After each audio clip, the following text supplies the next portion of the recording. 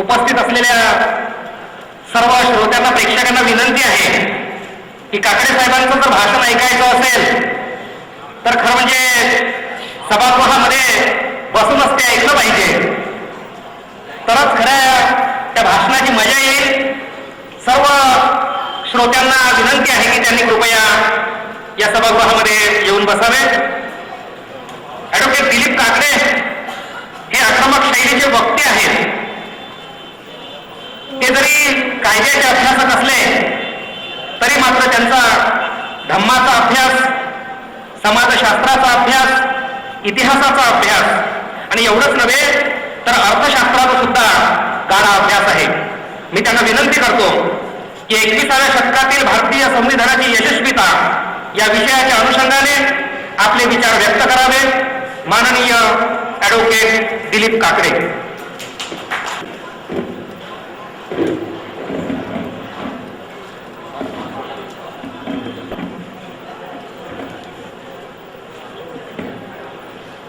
तथागत भगवान गौतम बुद्ध,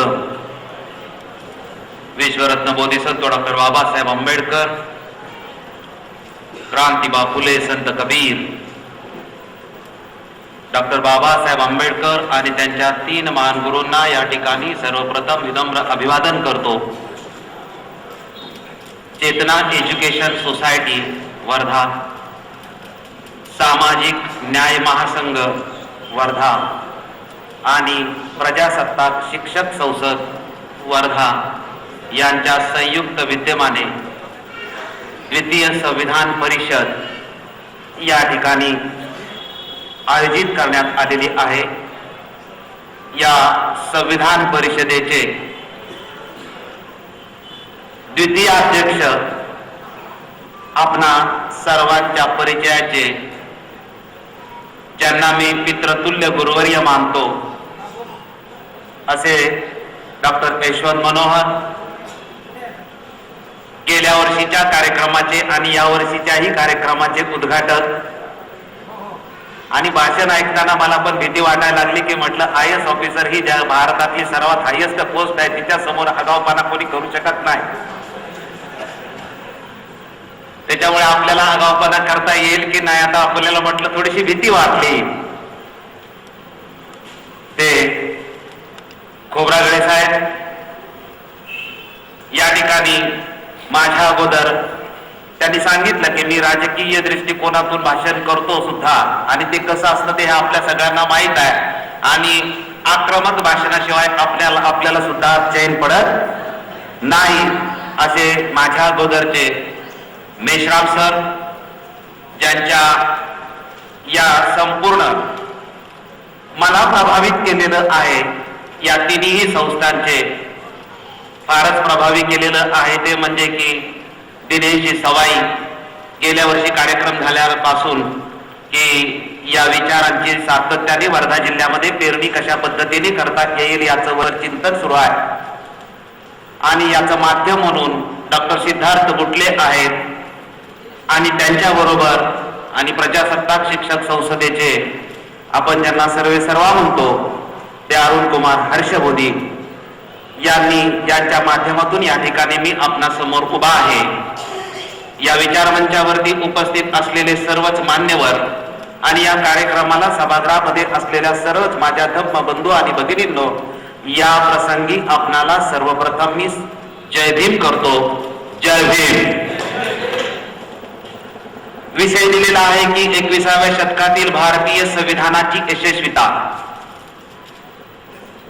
आणि विषयाला धरून बोललं पाहिजे असं मला वाटतं. मी बाकीचं काय बोलणार नाही. 21व्या शतकातील भारतीय संविधानाची यशस्वीता, यामध्ये 21वा शतक हा शब्द आहे, दुसरा भारत हा शब्द आहे आणि तिसरा यशस्वीता हा शब्द आहे. 3 शब्द अतिशय महत्वाचं आहे. खोब्रागडे साहेबांनी आपल्या प्रस्ताविकामध्ये सांगितलं की हे 20व्या शतकामध्ये बनलेलं संविधान आहे आणि चर्चा आपण 21व्या शतकामधली करतोय. फक्त एवढंच बोललं आणि तो विषय त्यांनी तिथं फुल स्टॉप केलेला आहे. आम्ही 21व्या शतकामध्ये भारतीय संविधानाचा विचार जरी करत असेल तरी 395 कलमाचं 22 भागामध्ये विभागलेलं 2 वर्ष 11 महिने आणि 17 दिवस बनवलेलं संपूर्ण संविधानाचा पाया 2500 वर्षापूर्वीचा आहे. आणि तो स्वातंत्र्य, समता, न्याय, बंधुत्व ही लोकशाहीची 4 मूल्य, सामाजिक, आर्थिक आणि राजकीय ही लोकशाहीचे 3 पैलू, 4 मूल्य आणि 3 पैलूंच्या आधारे आम्हाला सार्वभौम लोकशाही गणराज्य घडवायचं आहे. या सार्वभौम लोकशाही गणराज्याची संकल्पना 2500 वर्षापूर्वीची आहे, आजची नाही. त्यामुळे रिपब्लिक संकल्पना जगाने घेतली असेल, रिपब्लिकन हा शब्द जरी जगाने घेतला असेल तर जगाचा वेगळा आहे आणि माझ्या बापाने दिलेला तो वेगळा आहे. जगाचा रिपब्लिकन शब्द असेल, त्या जगाच्या रिपब्लिकन शब्दाचा, जगाच्या लोकशाहीचा आणि जगातल्या सगळ्या घटनांचा पाया ग्रीक आणि रोमन तत्वज्ञानाचा आहे. माझ्या बापाने दिलेल्या संविधानाचा पाया मात्र 2500 वर्षापूर्वीच्या तथागत भगवान गौतम बुद्धाचा आहे. म्हणून मी नागपूर विद्यापीठामध्ये हा विषय घेऊन सिद्ध करून अधिकृतपणे भाषण प्रसिद्ध केलेलं आहे की रिपब्लिक हे माझं वेगळं आहे आणि जगाचं वेगळं आहे. लोकशाही ही माझी वेगळी आहे आणि जगाची वेगळी आहे. आणि या जगाला बाबासाहेबांनी दिलेली जी लोकशाही तथागत भगवान गौतम बुद्धाची, ती स्वीकारल्याशिवाय पर्याय नाही. हा स्वाभिमान नाही, हा गर्व नाही आणि जगाने सुद्धा स्वीकारलेलं आहे. चीनने तो सुद्धा स्वीकारलेलं आहे. कारण चीन सुद्धा म्हणतं की जन्माला यायचं असेल तर भारतात या, कारण तो बुद्धाचा देश आहे. चीनमध्ये सुद्धा म्हटलं जातं, जगामध्ये सगळीकडे म्हटलं जातं की युद्ध नको, बुद्ध हवा. जगाला या कोण पाहिजे?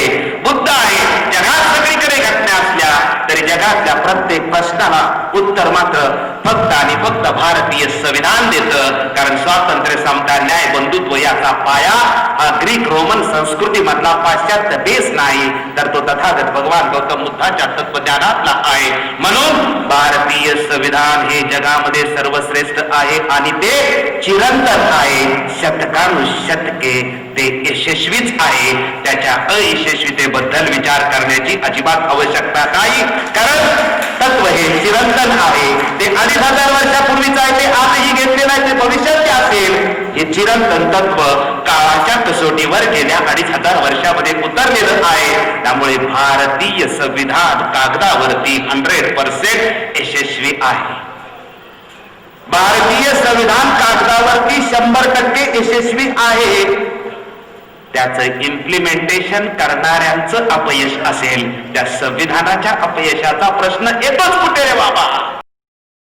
आणि हे मी म्हणत नाही, तर राष्ट्रपती असताना अटल बिहारी वाजपेयींच्या बाजूला उभे राहून के आर नारायणांनी ज्यावेळेस आमच्या मेश्राम सरांना हा संसदीय का अध्यक्षीय लोकशाहीची फोड करायची होती, त्यावेळेस व्यंकटाचलय्या यांच्या अध्यक्षतेखाली जो पुनर्विलोकन आयोग नेमवता, तो नेमण्याच्या संदर्भामध्ये पार्लमेंटमध्ये दोन्ही सभागृह एकत्र आली होती. त्याच वेळेला के आर नारायणांनी शब्द विचारला की या देशाचा घात कुणी केला? संविधानाने देशाचा घात केला का देशाने संविधानाचा घात केला? कुणी कुणाचा घात केला? अरे समतेच्या तत्वज्ञानाला पायाखाली चिरडणाऱ्या लोकांनी पुन्हा अगदी संविधानाच्या यशस्वीतेची भाषा करायची. त्यामुळे कागदावरती संविधान यशस्वी झालाय. पिंपळाच्या पानामध्ये अशोक चक्र भारताचं भारतरत्न म्हणून दिलं जातं. माझं संविधान या देशातल्या कर्तृत्व पुरुषाला ज्यावेळेस हा देश रत्न म्हणून पारखतो, त्यावेळेस त्याच्या गळ्यामध्ये पिंपळाच्या पानामध्ये अशोक चक्र असलेलं ते प्रतीक दिलं जातं. माझं संविधान यशस्वी झालं. ज्यावेळेस राष्ट्रपती भवनाच्या बाहेर धम्मपदाची वाक्य कोरली जातात, त्यावेळेस माझं संविधान यशस्वी झालं. राष्ट्रपती भवनामध्ये बुद्धाचं शिल्प ज्यावेळेस कोरलं जातं मोठं, त्यावेळेस माझं संविधान यशस्वी होतं. तिरंग्यावरती अशोक चक्र येतं, त्यावेळेस माझं संविधान हे पूर्णपणे यशस्वी होतं. आणि 26 नोव्हेंबर 1949 ला संविधान सभेमध्ये लोकांच्या वतीने संविधान सभेने स्वातंत्र्य, समता, न्याय, बंधुत्व, सामाजिक, आर्थिक आणि राजकीय या 7 तत्वांच्या आधारे सार्वभौम लोकशाही गणराज्याची स्थापना करण्यासाठी या देशाने स्वीकारलं. तिथंच की माझं संविधान यशस्वी झालं. माझं संविधान यशस्वी होण्याचा प्रश्न येतोच कुठे? तत्व ही चिरंतन असतात. त्याचं प्रात्यक्षिक करणाऱ्यांनी विचार करायचा आहे की बाबा याचं मी प्रात्यक्षिक करू शकलो का? नाही करू शकलो. त्याला मी जबाबदार असेल, त्याला मनोहर सर जबाबदार असतील, त्याला इजेड खोब्रागडे जबाबदार असतील, कारण हे चिरंतन राहणार आहे. प्रत्येक पिढी त्या पिढीने त्या काळामध्ये या तत्वज्ञानाचं काय केलं याचा हिसाब किताब आपल्याला घेणं अतिशय आवश्यक आहे. कारण आधुनिक काळातली पहिली लिखित घटना ज्या महापुरुषांनी बनवली किंवा ज्या विचारवंतांनी बनवली तो अमेरिकेचा जेफरसनचा संदर्भ देऊन डॉक्टर बाबासाहेब आंबेडकर सांगतात की प्रत्येक पिढी ही एक राष्ट्र आहे. प्रत्येक पिढी हे राष्ट्र आहे. या राष्ट्राला सुसंघटित एकसंघ ठेवण्यासाठी काही नियमांची आवश्यकता असते. त्या नियमांना एकत्रितपणे आपण करतो तेव्हा त्याला संविधान असं म्हटलं जातं. जगामध्ये आपण म्हटलं की आपल्या सरांनी म्हटलं की लोकांनी लोकांच्यासाठी जे काही जी संविधानाची जी लोकशाहीची जी व्याख्या आहे, ही लोकशाहीची व्याख्या जगातल्या सगळ्या पाश्चात्य विचारवंतांनी जगप्रसिद्ध जरी केली असली, जगाला जगमान्य असली, बाबासाहेबांनी जगातल्या कुणाचीही लोकशाहीची व्याख्या स्वीकारलेली नाही. सगळ्यांचा अभ्यास करून स्वतःची जी लोकशाहीची व्याख्या दिलेली आहे ती म्हणजे रक्ताचा एकही थेंब न सांडता सामाजिक आणि आर्थिक परिवर्तन आपल्याला घडवून आणायचंय, त्याला मी लोकशाही म्हणतो. आणि दुसरं वाक्य लोकशाहीच्या व्याख्येबरोबर वापरतात ते काय वापरतात? वंश परंपरागत सत्तेच्या विरोधात ला शब्द म्हणजे माझी लोकशाही आहे. संविधानावर चर्चा करणाऱ्या समर्थक संविधान परिवारातल्या आणि आंबेडकरी चळवळीतल्या लोकांनी सुद्धा या शब्दावरती खूप चिंतन करायचंय की वंश परंपरागत आम्ही जगाला नाव जरी ठेवत असेल तर माझ्या संघटनेचा मी अध्यक्ष झाल्यानंतर त्याच्यात परिवर्तन झालं पाहिजे का नाही? माझ्या कुठल्याही संघटनेमध्ये ती सामाजिक धार्मिक राजकीय असो तिच्यात परिवर्तन झालं नाही तर परिवर्तनाची चळवळ म्हणायचं, परिवर्तनाचा कार्यक्रम म्हणायचा, परंतु परिवर्तन हा माझा स्वतःचा स्थायी ठेवायचा. तर बाबासाहेबांचं तरी ते तत्व आपण आत्मसात करतोय का? आपण त्याचं प्रात्यक्षिक करतोय का? कारण संपूर्ण चळवळीमध्ये जर स्थायी भाव हा प्रत्येक ठिकाणी असला, एकदा का अध्यक्ष झाला की मरेपर्यंत जर त्याला सोडायचीच इच्छा जर नसेल तर जगाने आपला घात केलाय का आपणच आपला आत्मघात करून घेतोय याच्यावरती सुद्धा चिंतन करण्याची अतिशय आवश्यकता आहे. त्यामुळे ही लोकशाहीची व्याख्या झाली. संविधानाची व्याख्या जगामध्ये केली जाते, त्याला प्राध्यापक डायसीची व्याख्या जगात सर्वत्र गाजलेली. ती म्हणतात की देशाच्या सर्वोच्च सत्तेची जी विभागणी केली जाते, ती ज्या नियमांनी या सर्वोच्च सत्तेची विभागणी केली जाते त्या सगळ्या नियमांना एकत्र केलं की काय बनतं? संविधान असं बनतं. त्यामुळे संविधान हे दोन अर्थाने जगामध्ये वापरलं जातं. त्याच्यातला एक अर्थ आहे की त्या देशाची शासन व्यवस्था कशी आहे त्याचं वर्णन केलं जातं संविधानामध्ये, आणि दुसरं या शासन व्यवस्थेमध्ये प्रत्येक संस्था निर्माण करून त्या कशा चालवल्या जातात त्याचा एक नियम सगळे बनवले जातात. त्यामुळे संविधान म्हणजे शासन व्यवस्थेचं निर्णय वर्णन करणे आणि दुसऱ्या बाजूला ही शासन व्यवस्था चालवण्याचे नियम आहेत. आता प्रश्न पुढे मी असा यशस्वीतेच्या दृष्टिकोनातून प्रश्न निर्माण केला की संविधानच संपूर्ण सर्वस्वी देशाच्या विकासाला जबाबदार आहे का? संविधानाप्रमाणे सगळे जगातले किंवा या देशातले लोक वागतात का? आणि संविधानाशिवाय या देशाची प्रगती होणार आहे की नाही? संविधान हेच फक्त सर्वोच्च आहे का देशाचं? या घटनाशास्त्राप्रमाणे जर आपण विचार केला तर एकटं संविधान त्याला जबाब असू शकत नाही. 4 घटकांचं मिळून एक घटनात्मक शासन बनत असतं. एका बाजूला संविधानाचे नियम असतात, दुसऱ्या बाजूला संसदेने केलेले कायदे कानून असतात, तिसऱ्या बाजूला संसदेने केलेले कायदे यांचा सुद्धा कायदा आणि नियम बनत असतं, तिसऱ्या बाजूला देशातली जी न्याय व्यवस्था आहे या न्याय व्यवस्थेने कायद्याचं जे केलेलं विश्लेषण आहे ते विश्लेषण सुद्धा आपल्याला नियम म्हणून संविधानाला जोडले जातात. त्यामुळे संविधानाला संसदेने केलेले कायदे जोडले जातात, संविधानाला सुप्रीम कोर्ट आणि हायकोर्टाने दिलेल्या जजमेंटचे शेरे जोडले जातात, आणि चौथा अतिशय महत्वाचा घटक म्हणजे प्रत्येक राष्ट्रातली रूढी परंपरा संस्कृती या सगळ्या गोष्टी सुद्धा हा चौथा भाग म्हणून त्या देशामध्ये असतो. आणि या चारही गोष्टी संविधान, संसदेचे कायदे, न्यायालयाचं विश्लेषण, रूढी संस्कृती आणि परंपरा या चारींचं मिळून जे बनतं त्याला घटनात्मक शासन असं म्हटलं जातं. त्यामुळे एकटं संविधान जबाबदार आहे का, तर एकट्याच संविधानाची यशस्वीता म्हणायची असेल तर मी सांगितलं की ते तत्व पूर्णपणे यशस्वी आहे.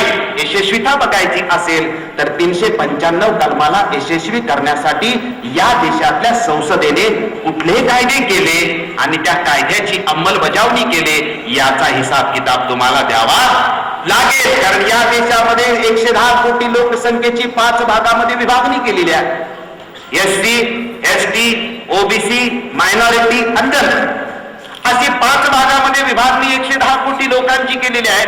या 110 कोटीसाठी गेल्या 50 वर्षात संसदेने कुठले कायदे केले, त्या कायद्यांचा सगळं एकत्रितपणे मायनॉरिटीसाठी किती कायदे झाले, SC ST साठी किती कायदे केले, जनरल लोकांसाठी किती कायदे केले आणि विजयंतीसाठी किती कायदे केले, ओबीसीच्या साठी किती कायदे केले, या सगळ्यांची तुम्हाला बेरीज केल्याशिवाय, हिसाब किताब विचारल्याशिवाय 16 नोव्हेंबर 1992 मंडल कमिशनचं जजमेंट लागेपर्यंत 52% लोकांना या देशामध्ये संसदेने काय दिलं होतं, संविधानाने सांगितलं 340 कलमाप्रमाणे की तुम्ही या देशातल्या 52% लोकांना द्या.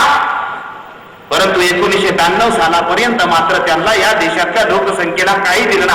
हा प्रश्न 50 वर्ष संसदेमध्ये असणाऱ्या, संसदेमध्ये झालेल्या कायद्याच्या नियमामध्ये हिसाब किताबाला आपल्याला विचारला पाहिजे. तो आंबेडकरी चळवळीने या देशामध्ये विचारून मंडलचा प्रश्न हा चर्चेच्या पटलावर आणल्यानंतरच ओबीसीच्या राजकारणाला आणि ओबीसीच्या चर्चेला मोठ्या प्रमाणामध्ये सुरुवात झालेली आहे. पुढचा प्रश्न असा आहे की हे जे घटक आहेत या संपूर्ण घटकामध्ये जर आपण संसदेचं जर विश्लेषण करायचं असेल तर संसदेचं विश्लेषण करत असताना या देशातला SC ST हा एक वर्ग आहे.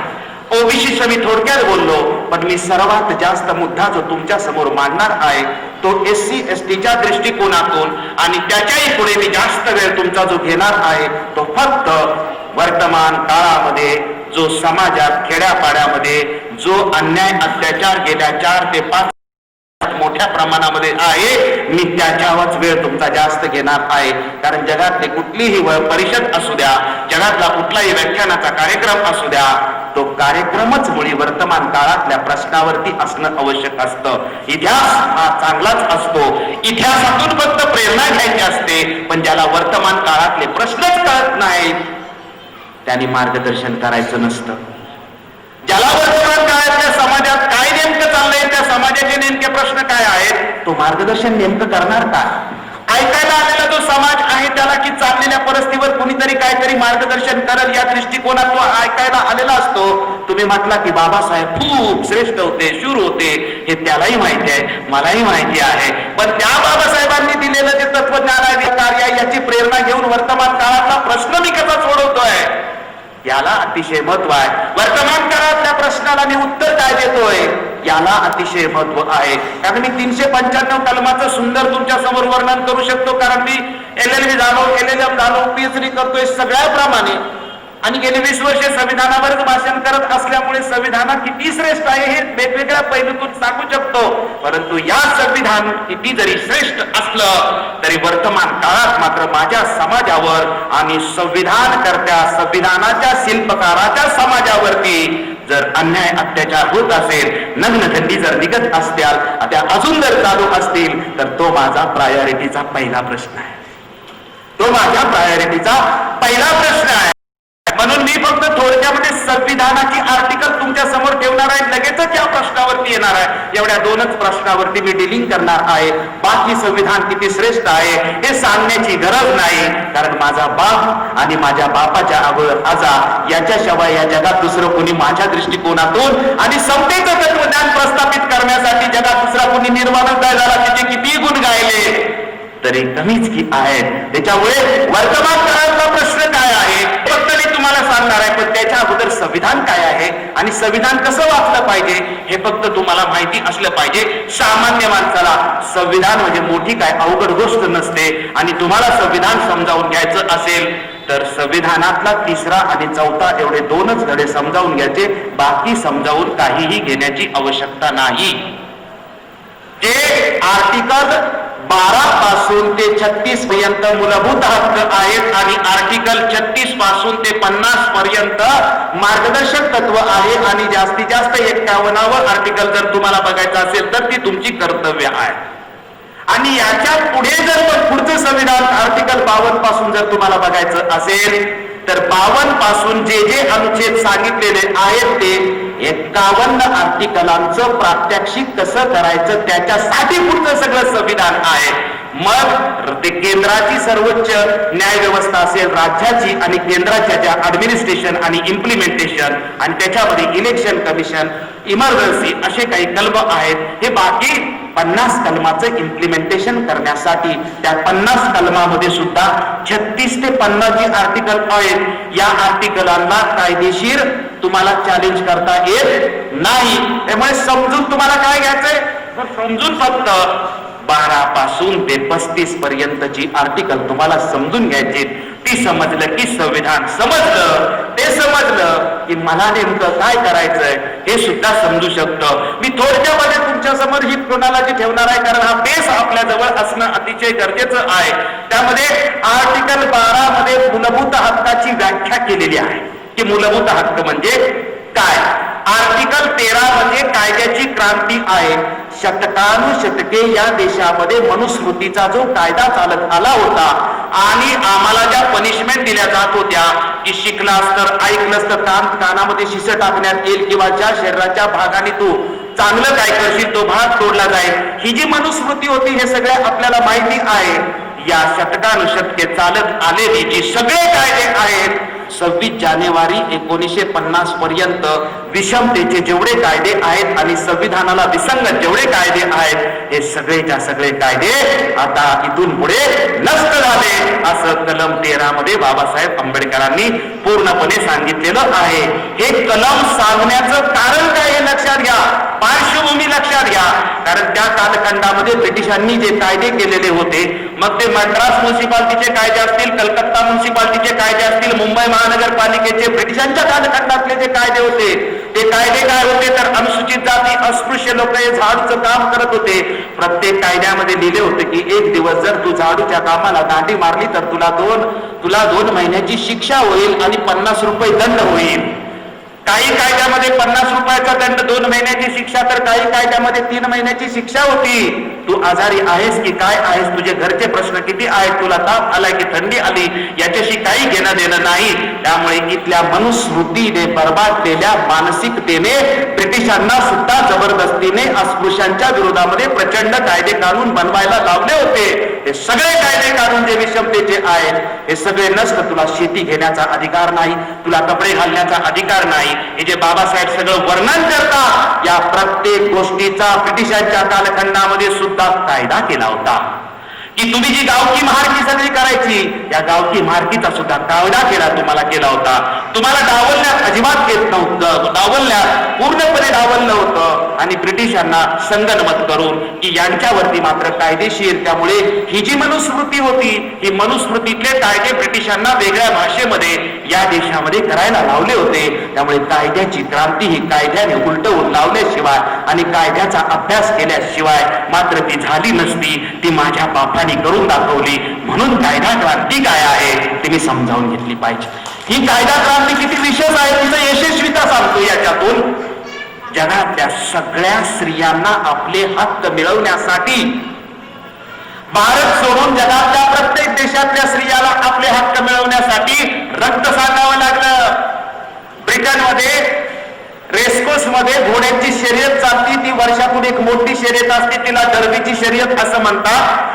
ब्रिटनच्या सगळ्या महिलांनी ते डर्बीच्या म्हणजे रेसमध्ये सगळे घोडे पळत असतात त्यावेळेस महिलांनी त्या घोड्यांच्या टापाखाली जीव दिला आणि ज्यावेळेस रक्त जाळलं त्यावेळेस राणीच्या लक्षात आलं की स्त्रियांना सुद्धा हक्क दिले पाहिजे. 1920 सालापर्यंत अमेरिकेमध्ये सुद्धा स्त्रियांना हक्क नव्हते. त्यामुळे पुरोगामी तुम्ही ग्रीक आणि रोमन कायदे सुद्धा घ्या. अहो ग्रीकचे तत्वज्ञान चांगलं होतं, मी ते सिद्ध करून दाखवलंय की ग्रीकचे सगळे तत्ववेत्ते नालंदा तक्षशिला विद्यापीठातून शिकून गावून नंतर त्यांनी ते तत्वज्ञान सांगितलेलं आहे. हे मी रामपूर विद्यापीठाच्या भाषणामध्ये अधिकृतपणे सांगितलेलं आहे. त्यामुळे ग्रीक तत्वज्ञान रोमन तत्वज्ञान हे श्रेष्ठ आहे. पण ग्रीक मध्ये 50% गुलामी होती, रोमन मध्ये 50% गुलामी होती. त्यामुळे ग्रीकचं तत्वज्ञान आणि रोमनचं तत्वज्ञान सगळ्या मानवतेला समान हक्क देऊ शकली नव्हती. ती 50% लोकांचा समान हक्क देत होती, ती संपूर्ण लोकांना मात्र समान हक्क देत नाही. त्याच्यामुळे ग्रीक रोमन तत्वज्ञांनी सांगितलं की माझ्याच बापाने दाखवलेला बुद्धाचा मार्ग तोच फक्त जगात श्रेष्ठ आहे. पण तो आपल्याला जगाला समजवून सांगता आला पाहिजे. जर जगाला समजला तर मला फायदा होईल. जर जगाला मी समजून सांगण्यामध्ये अपयशी ठरलो तरी तुझा बाप किती जरी श्रेष्ठ असला तरी तू मोठ्याने भाषण करून, तू दादागिरी करून, कारण वैचारिक क्रांती माझ्या बापाने आणि आज्याने शिकवलेले आहे. दुःख जिथून सुरू होतं त्याचं मूळ शोध तुला उत्तर सापडेल. आणि एकदा का उत्तर सापडलं की मग तुला जगात क्रांती करायची असेल, परिवर्तन करायचं असेल तर सगळं प्रथम माणसाच्या मनात परिवर्तन कर. त्यामुळे स्त्रियांची यशस्वीता भारतीय संविधानाने बाबासाहेबांची लोकशाहीची व्याख्याच लक्षात घ्या की रक्ताचा एकही थेंब न सांडता सामाजिक आणि आर्थिक परिवर्तन करायचं आहे. स्त्रियांना या देशामध्ये हिंदू कोड बिलाच्या माध्यमातून असेल आणि फंडामेंटल राईटच्या माध्यमातून असेल, पण स्त्रियांना पूर्णपणे पुरुषांच्या बरोबर नव्हे तर पुरुषांच्या पेक्षा जास्त हक्क माझ्या बापाने देऊन टाकलेले आहेत. कुठलीही स्त्री या देशामधली जरी असेल तर तिला नवऱ्याकडचाही अधिकार आहे आणि बापाकडचाही अधिकार आहे. दाखवा जगामध्ये दुसऱ्या कुठल्या संविधानाने अशा पद्धतीचे अधिकार दिलेले आहेत. त्यामुळे दोन्हीकडे पण आहे. उलट पुरुषापेक्षा एक ताकद जास्त आहे हे फक्त माझा बापच करू शकतो. जगात अजूनपर्यंत दुसरं कुणीही करू शकलेलं नाही. आणि हे फक्त असंच नाही केलं तर कायद्याने केलेलं आहे. त्यामुळे कायद्याने तुम्हाला विवाहाचा कायदा असेल, घटस्फोटाचा कायदा असेल किंवा डावरीचा कायदा असेल, हे सगळेचे सगळे कायदे आहेत ते माझ्या बापानीच केलेले आहेत, दुसरं कुणीही. उलट इथल्या तत्पूर्व प्रस्थापितांनी त्याला विरोध केला होता. इथल्या प्रस्थापित महिलांनी सुद्धा विरोध केला होता. दुसरी या संविधानाची यशस्वी सांगत असताना मूलभूत हक्कामध्येच ते कसं येतंय की जगातल्या सगळ्या कामगाराला रक्त सांडावं लागलं, जगातल्या सगळ्या कामगाराला क्रांती करावी लागली. आणि जे आज जगातले सगळे कामगार कायदेशीर पीएमचा बेनिफिट घेत असतील, ग्रॅज्युटीचा बेनिफिट घेत असेल, प्रमोशन पॉलिसीचा बेनिफिट घेत असतील आणि जे सगळे वर्कमॅन कम्पेन्सेशन ऍक्टचे सगळे बेनिफिट घेत असतील कामगार कायद्याच्या माध्यमातून, ते सगळ्या बेनिफिट मिळवण्यासाठी भारत सोडून जगातल्या प्रत्येक कामगाराला रक्त सांडावं लागलेलं आहे, क्रांती करावी लागलेली आहे, मार्क्सचं तत्वज्ञान जगाला स्वीकारावं लागलेलं आहे. माझ्या बापाने तुला बायपाटेटची सिस्टम दिली, माझ्या बापाने तुला प्रमोशन पॉलिसी दिली, रिक्रुटमेंटची पॉलिसी माझ्या बापाने दिलेली आहे. 150 पेक्षा जेवढे या देशामध्ये कामगार कायदे आहेत हे सगळे कामगार 1942 साला ब्रिटिशांच्या व्हाईसराय काउन्सिलच्या मंत्रिमंडळामध्ये मजूर मंत्री असताना बाबासाहेबांनी त्याचं ड्राफ्टिंग केलं आणि 26 जानेवारी 1950 ला त्याचं इंट्रोडक्शन हे अधिकृतपणे कायद्याने केलेलं आहे. त्याच्या अगोदर ते कोणीच अजिबात केलेलं नव्हतं. आणि त्याच्या नंतर सुद्धा या कामगारांना बायपाटेट सेटलमेंटच्या पेक्षा किंवा जे वर्क्स कमिटी असेल, जे पब्लिक सेक्टर मध्ये, सेंट्रल गव्हर्नमेंट, स्टेट गव्हर्नमेंट मध्ये आणि जे प्रायव्हेट सेक्टर मध्ये जे कामगारांना जे अधिकार दिलेले आहेत त्या अधिकार मिळवण्यासाठी या देशातल्या कुठल्याही कामगाराला संघर्ष करावा लागलेला नाही. हे या देशातल्या कामगार संघटनांनी सुद्धा समजून घेणं अतिशय आवश्यक आहे. मात्र भारत सोडून बाहेरच्या प्रत्येकाला याच्यासाठी संघर्ष करावा लागलेला आहे. त्यामुळे या देशातला जो कामगार आहे त्याला जे सगळे कामगार कायदे मिळालेले आहेत तो कायदा मिळवण्यासाठी कुठलाही संघर्ष करावा लागला नाही. या देशातल्या स्त्रीला कुठलाही संघर्ष करावा लागला नाही. जर तुम्ही देशाची लोकसंख्या जर 110 कोटी असेल तर ही 110 कोटी स्त्री आणि कामगार याच्यामध्ये विभागली किंवा अख्ख्या देशमध्ये अख्ख्या देशाची क्रांती संविधानाने यशस्वी करून दाखवली. असा कोणी म्हणू शकतो का की मी कामगार नाही?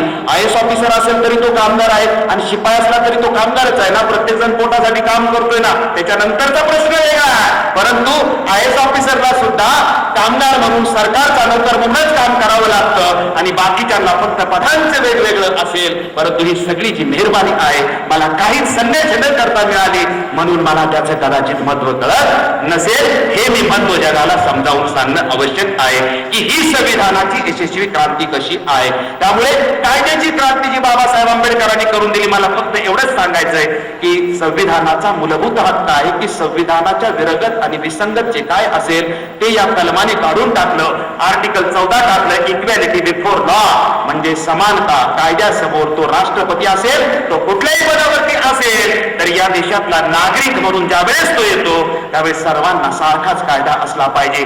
15वं कलम त्याच्या पुढे जातं. जे बाबासाहेब आंबेडकरांनी 1919च्या साऊथ ब्युरो कमिशन पासून ते बाबासाहेब आंबेडकरांनी 1946च्या क्रिप्स कमिशन पर्यंत जेवढ्या मागण्या केल्या होत्या त्या सगळ्या मागण्यांचा सार बघितला तर त्या सारामधला अंश म्हणजे बाबासाहेबांनी या देशाला 12 पासून 50 पर्यंत दिलेली मूलभूत हक्क आहे. ते मी तुम्हाला सांगतोय की 14वं कलम संपल्यानंतर 15वं कलम आहे की there should not be discrimination on the basis of race religion caste sex and place of birth म्हणजे कुठलेही जात पात धर्म पंथ लिंग भाषा आणि जन्मस्थान याच्यावरून या देशामध्ये कुणालाही कुठेही भेदभाव करता अजिबात येणार नाही. किती तत्व चांगलं आहे पण तत्व आणि प्रात्यक्षिकाची या देशात कधी सांगड घातली गेलेली नाही याचं स्पष्टीकरण करून आपल्याला घेणं आवश्यक आहे.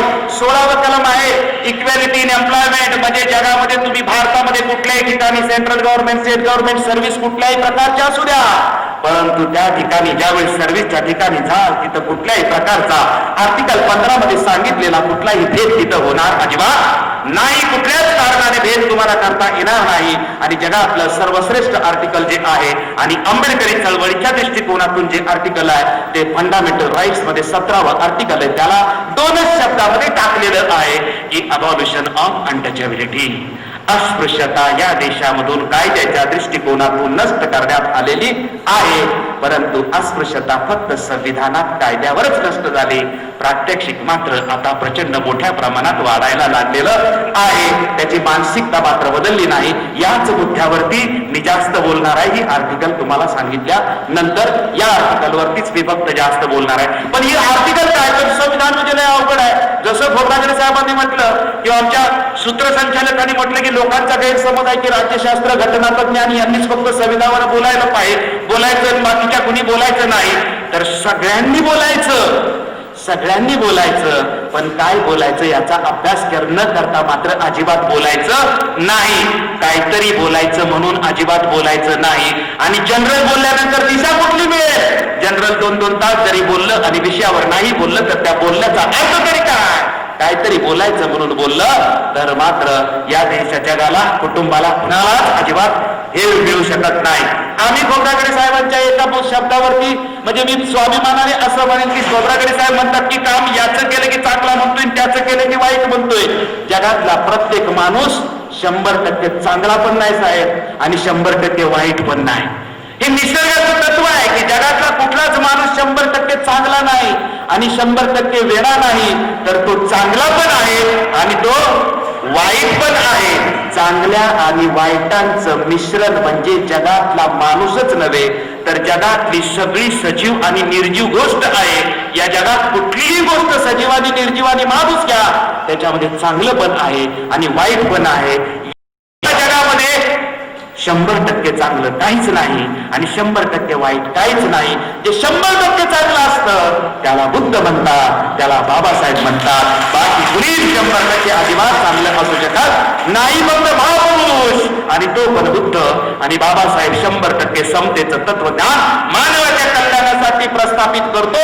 तो माणसांच्या पलीकडे जातो सजीव निर्जीवांच्या पलीकडे जातो आणि सजीव निर्जीव आणि जसं मनोहर सर सांगतात की बहुजन नाही की सर्वांचा विकास जसा बुद्ध सांगतात तशा पद्धतीनं ते बुद्ध आहेत. तेच फक्त चांगले असू शकतात. मी कशाला घाबरायचं. आपण म्हणतो ना खोब्रागडे साहेब मी सगळ्यांना सांगत असतो की मी चांगल्याला चांगला आणि वाईटाला वाईट. हे निसर्गाचं तत्व आहे की मी चांगल्याला चांगलाच असला पाहिजे आणि मी वाईटाला वाईटच असलं पाहिजे. सेल्फ डिफेन्स हा जगामध्ये सगळ्या कायद्यांनी तत्वज्ञानाने सगळ्यांनी स्वीकारलेला शब्द आहे. मलाच कुणी मारायला आला तर मला त्याला मारण्याशिवाय अजिबात गत्यंतर नाही, कारण मी त्याला मारला नाही तर तो मला मारून टाकेल. हा सेल्फ डिफेन्स जगातल्या प्रत्येक क्रिमिनल प्रोसिजर कोड मध्ये किंवा IPC मध्ये भारतातल्या येतच असतो. त्यामुळे अबॉलिशन आहे. 18व्या कलमामध्ये सांगण्यात आलेलं आहे की या देशामध्ये कुणालाही कुठल्याही पदव्या अवॉर्ड वगैरे देता येणार नाही, तर विद्याविषयक आणि मिलिटरी मधल्या हे फक्त शासनानेच करायचं. गौरव कुणाचाही काही करून काहीही पदव्या कुणालाही देता येणार नाहीत. परंतु हे पाळलं जाते का बघा. उठसूट सगळ्या संघटना किती पदकं आणि किती रिवॉर्ड आणि किती अवॉर्ड देतात. संविधान मी पाळतो का? ज्याने संविधानाचं समर्थन करायचं त्यांनी तरी याचं चिंतन प्रथम करणं आवश्यक आहे की नाही. जो म्हणतो की संविधान जगाने पाळलं पाहिजे, अरे जगाने संविधान पाळलं पाहिजे हे मान्य आहे ना, पण तुझं काय? तू म्हणतो जगाने पाळलं पाहिजे पण मी नाही. प्रथम आपण सगळ्या आंबेडकरी चळवळीतल्या लोकांनी एक संकल्प केला पाहिजे की आपण सगळेच बाबासाहेबांच्या प्रेरणेने पछाडलेलो आहे. प्रत्येक जण काम करतोय, कोऑर्डिनेशन नाही. आणि कोऑर्डिनेशन यशस्वी न होण्याचं एकच कारण आहे की खोब्रागडे साहेब म्हणतात की आमचे IAS ऑफिसर सगळे शासनाची कामं करतात. आम्ही सगळं म्हणतो की पुस्तकाच्या माध्यमातून आम्ही सगळं प्रबोधन करतोय. प्रत्येक जण या आंबेडकरी चळवळीतला चांगलेच कार्य करतोय, तो झपाटलेला आहे. फक्त खोब्रागडे साहेब आपल्या सगळ्यांचं कोऑर्डिनेशन असल्याचे, त्याच्यामुळे कुणाचंच काम वाईट नाही, सगळ्यांचं काम चांगलं आहे. एकमेकावरती टीका केल्यामुळे अजून समाज विस्कळीत होतोय. आपण कुणावरती टीका जाहीरपणे करणं हा संकल्प या परिषदेमध्ये करणं अतिशय आवश्यक आहे की आपल्या एकमेकाच्या चुका चार भिंतीच्या आतमध्ये आपण केल्या पाहिजे. तिथं माझ्या कांतारात करा, मी मान्य करून घेईन, पण जाहीर जर कुणाचा अपमान आणि टीका जर झाली तर ती मात्र कधीच कुणाला कधी मान्य होऊ शकत नाही. मग तो विरोधासाठी विरोध, तुझं कार्य किती खोब्रागडे साहेब चांगलं जरी असलं तरी मला त्या दिवशी अपमानकारक बोलला नव्हता ना, बघून घेतो.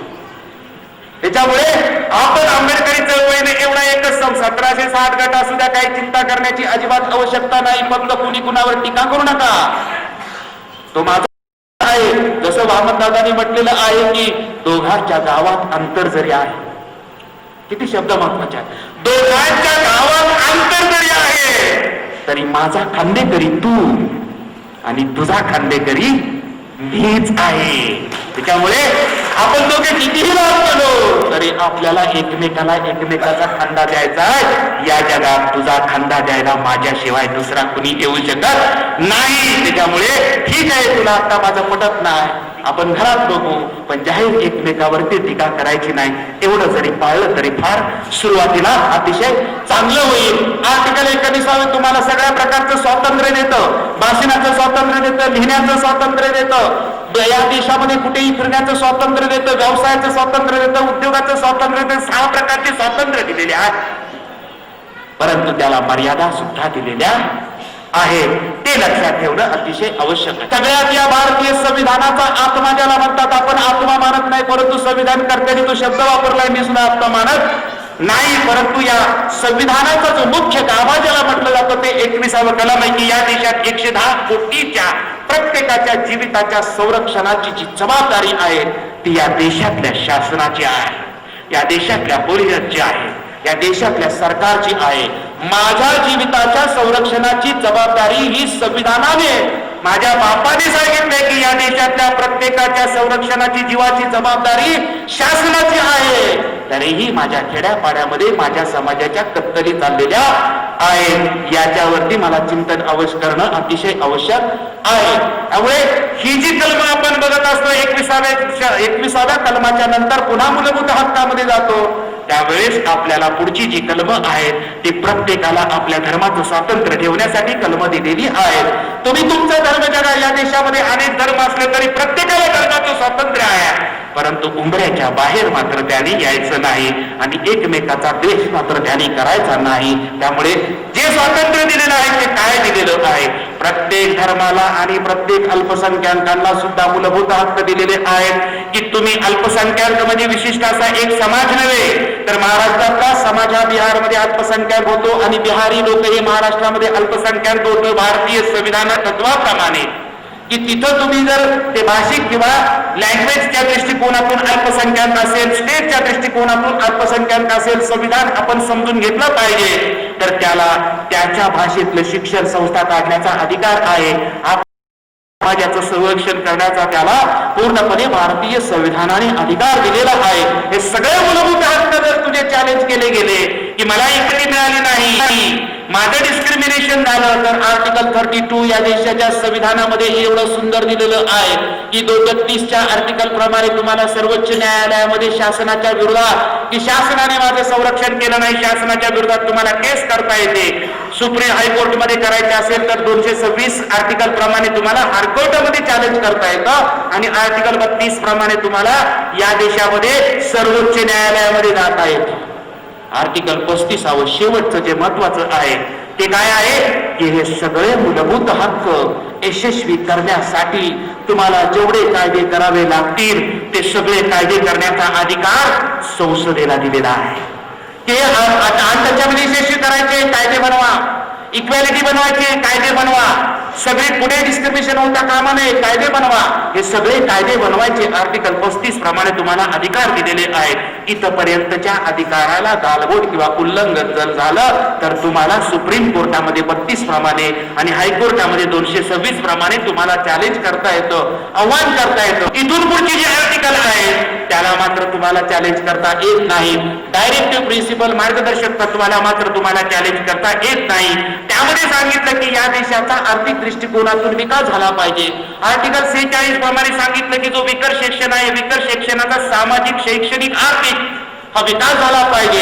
इतर सगळे आर्टिकल सांगितलेले आहेत. त्या आर्टिकल मधला काही अंश म्हणजे बाबासाहेब आंबेडकरांच्या स्टेट सोशलिझम मधला अंश हा मार्गदर्शक तत्वासाठी सांगितलेला आहे. या सगळ्यांचं उद्दिष्ट एकच आहे, काय की या देशाच्या सत्तेच्या खुर्चीमध्ये बसणाऱ्या शासनाने कुठल्या विषयावरती कायदे करायचे आणि त्याची वागण्याची दिशा कुठली असेल दिशा दाखवणं म्हणजे मार्गदर्शक तत्व आहे.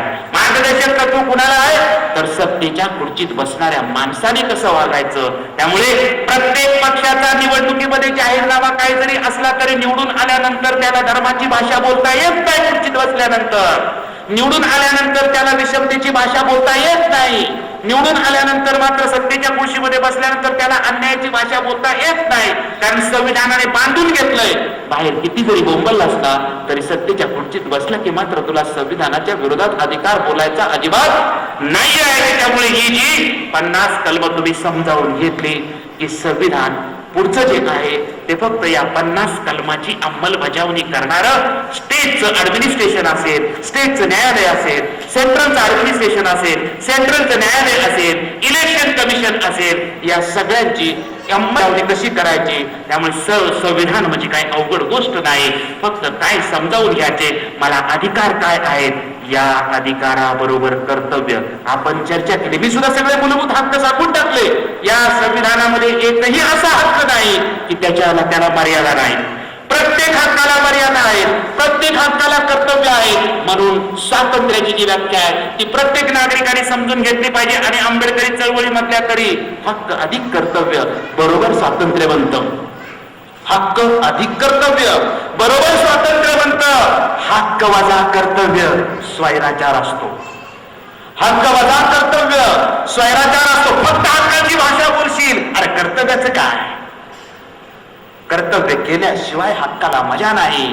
आणि हक्क आणि कर्तव्य ही दोन्ही तुझ्याकडे असतील तर जगातलं स्वातंत्र्य कोणीही तुझं अजिबात हिरावून घेऊ शकत नाही रे बाबा. त्याच्यामुळे तुझे हक्क तुला कळले पण बाबासाहेबांनी काही कर्तव्य सांगितले नाहीत. जगातलं कुठलंही संविधान काढा आणि भारताचं संविधान घ्या. इक्वॅलिटी बिफोर लॉ सांगितली, तुला भाषण करण्याचा अधिकार दिला. समाज व्यवस्थेमध्ये अशांतता करण्याचं भाषण नाही करायचं तू. तुला लिहिण्याचा अधिकार दिला. दुसऱ्याची बदनामी करण्याचा अधिकार तुला अजिबात लिहिण्याचा दिलेला नाही. तुला धंदा करण्याचा अधिकार दिलाय. माणसं मारायची व औषध किंवा माणसं मारण्याचा तुला कुठलाही धंदा अजिबात व्यवसाय कुठलाही वाईट करता येणार नाही. त्याच्यामुळे प्रत्येक जो हक्क बाबासाहेबांनी दिलेला आहे त्या हक्काच्या बरोबर लिमिटेशन्स त्याला म्हणतात, मर्यादा त्याला म्हणतात, कर्तव्य त्याला म्हणतात. हे हक्क अधिक कर्तव्य आहे की मला हक्क मिळाले पाहिजे शिक्षणाचा, मान्य आहे. पण तुला शिक्षणाचा हक्क मिळण्यासाठी तुझं काय कर्तव्य आहे हे मात्र तू समजून घेतलं पाहिजे. फक्त हक्काची भाषा जर बोलला तर स्वैराचार असतो. आंबेडकर चळवळीमध्ये दुर्दैवाने आपल्याला असं म्हणावं लागेल की आपण हक्काची भाषा बोलतोय परंतु आपण कर्तव्य आपलं नेमकं काय आहे हे सुद्धा आपण समजावून घेतलं आणि दोघांची सांगड घातली की मग स्वातंत्र्य तुमचं कुणीही अजिबात हिरावून घेऊ शकत नाही. संविधान इथपर्यंत तुम्हाला मी समजावून म्हणजे ह्याच्यामध्ये सगळं आलं आणि मी फक्त थोडक्यात वेळेचं भान ठेवून सांगतो आणि तुमच्या पुढे वर्तमान काळातला प्रश्न अगदी एक 5 ते 10 मिनिटाच्या मध्ये मांडण्याचा मी प्रयत्न करतो आणि इथं थांबण्याचा प्रयत्न करणार. तो प्रश्न आहे म्हणजे आर्टिकल 17च्या आधारे अनटचॅबिलिटी अबॉल्युशन. आणि बाबासाहेब आंबेडकरांनी जे काही संघर्ष बाबासाहेब आंबेडकरांनी 1918-19च्या साऊथ ब्युरो कमिशन पासून केला तो 1956 सालापर्यंत केलेला आहे. त्याचं मी धावतं वर्णन तुमच्या समोर करणार आहे. त्याची आवश्यकता आहे. फक्त मी तुम्हाला क्रोनॉलॉजी सांगणार आहे. का तर भारतामध्ये ब्रिटिशांची सत्ता 1600 सालापासून ते 1950 सालापर्यंत म्हणजे ईस्ट इंडिया कंपनीच्या स्थापनेपासून ते 1950 सालापर्यंत 350 वर्षे होती. या ईस्ट इंडिया कंपनीने या देशामध्ये न्याय व्यवस्था निर्माण केली होती, ऍडमिनिस्ट्रेशन निर्माण केली होती. फक्त यांना या देशामध्ये लोकांना कळलं आम्ही गुलामीत आहे. तेवढा गुलामीचा संघर्ष, स्वातंत्र्याचा संघर्ष 150 वर्ष म्हणतात, पण 1857चं बंड आणि ईस्ट इंडिया कंपनीचा इतिहास विसरू शकत नाही. 19व्या शतकामध्ये ज्यावेळेस इथं स्वातंत्र्याचा संघर्ष झाला त्यावेळेस ब्रिटिशांनी या देशाला स्वातंत्र्य देण्याचं मान्य एका अटीवर केलं की ज्या वेळेस तुमचं संविधान बनेल त्यावेळेस आम्ही तुम्हाला स्वातंत्र्य देऊ. हे संविधान भारताचे स्वतंत्र भारताचे संविधान बनवण्याची जी प्रक्रिया आहे ती खऱ्या अर्थाने 1909च्या मोर्लेमेंटो किंवा मॉन्टेग्यू चेम्सफोर्डच्या सुधारणेपासून सुरू होते. दुसऱ्या टप्प्यापासून बाबासाहेब त्याच्यात सामील होता. बाबासाहेबांचं सामाजिक जीवनामध्ये, सार्वजनिक जीवनामध्ये पहिलं पाऊल पडतं ते स्वतंत्र भारताचं संविधान बनवण्यासाठी ज्यावेळेस साऊथ ब्युरोची कमिटी येते आणि त्या साऊथ ब्युरोच्या कमिटीमध्ये डॉक्टर बाबासाहेब आंबेडकरांनी आपलं निवेदन दिलं आणि आपली साक्ष दिलेली आहे की पहिली साक्ष सार्वजनिक जीवनामधले साऊथ ब्युरो कमिटी पासून बाबासाहेबांनी जी मेमोरंडम आणि साक्ष दिलेली आहे ती बाबासाहेब आंबेडकरांच्या ज्या मागण्या आहेत या मागण्यांचा अभ्यास आपण शेवटपर्यंत केला पाहिजे. तो 1956 पर्यंत आपण जातोय. परंतु साऊथ ब्युरो पासून ज्या मागण्या केलेल्या आहेत त्या मागण्यांचं उद्दिष्ट काय होतं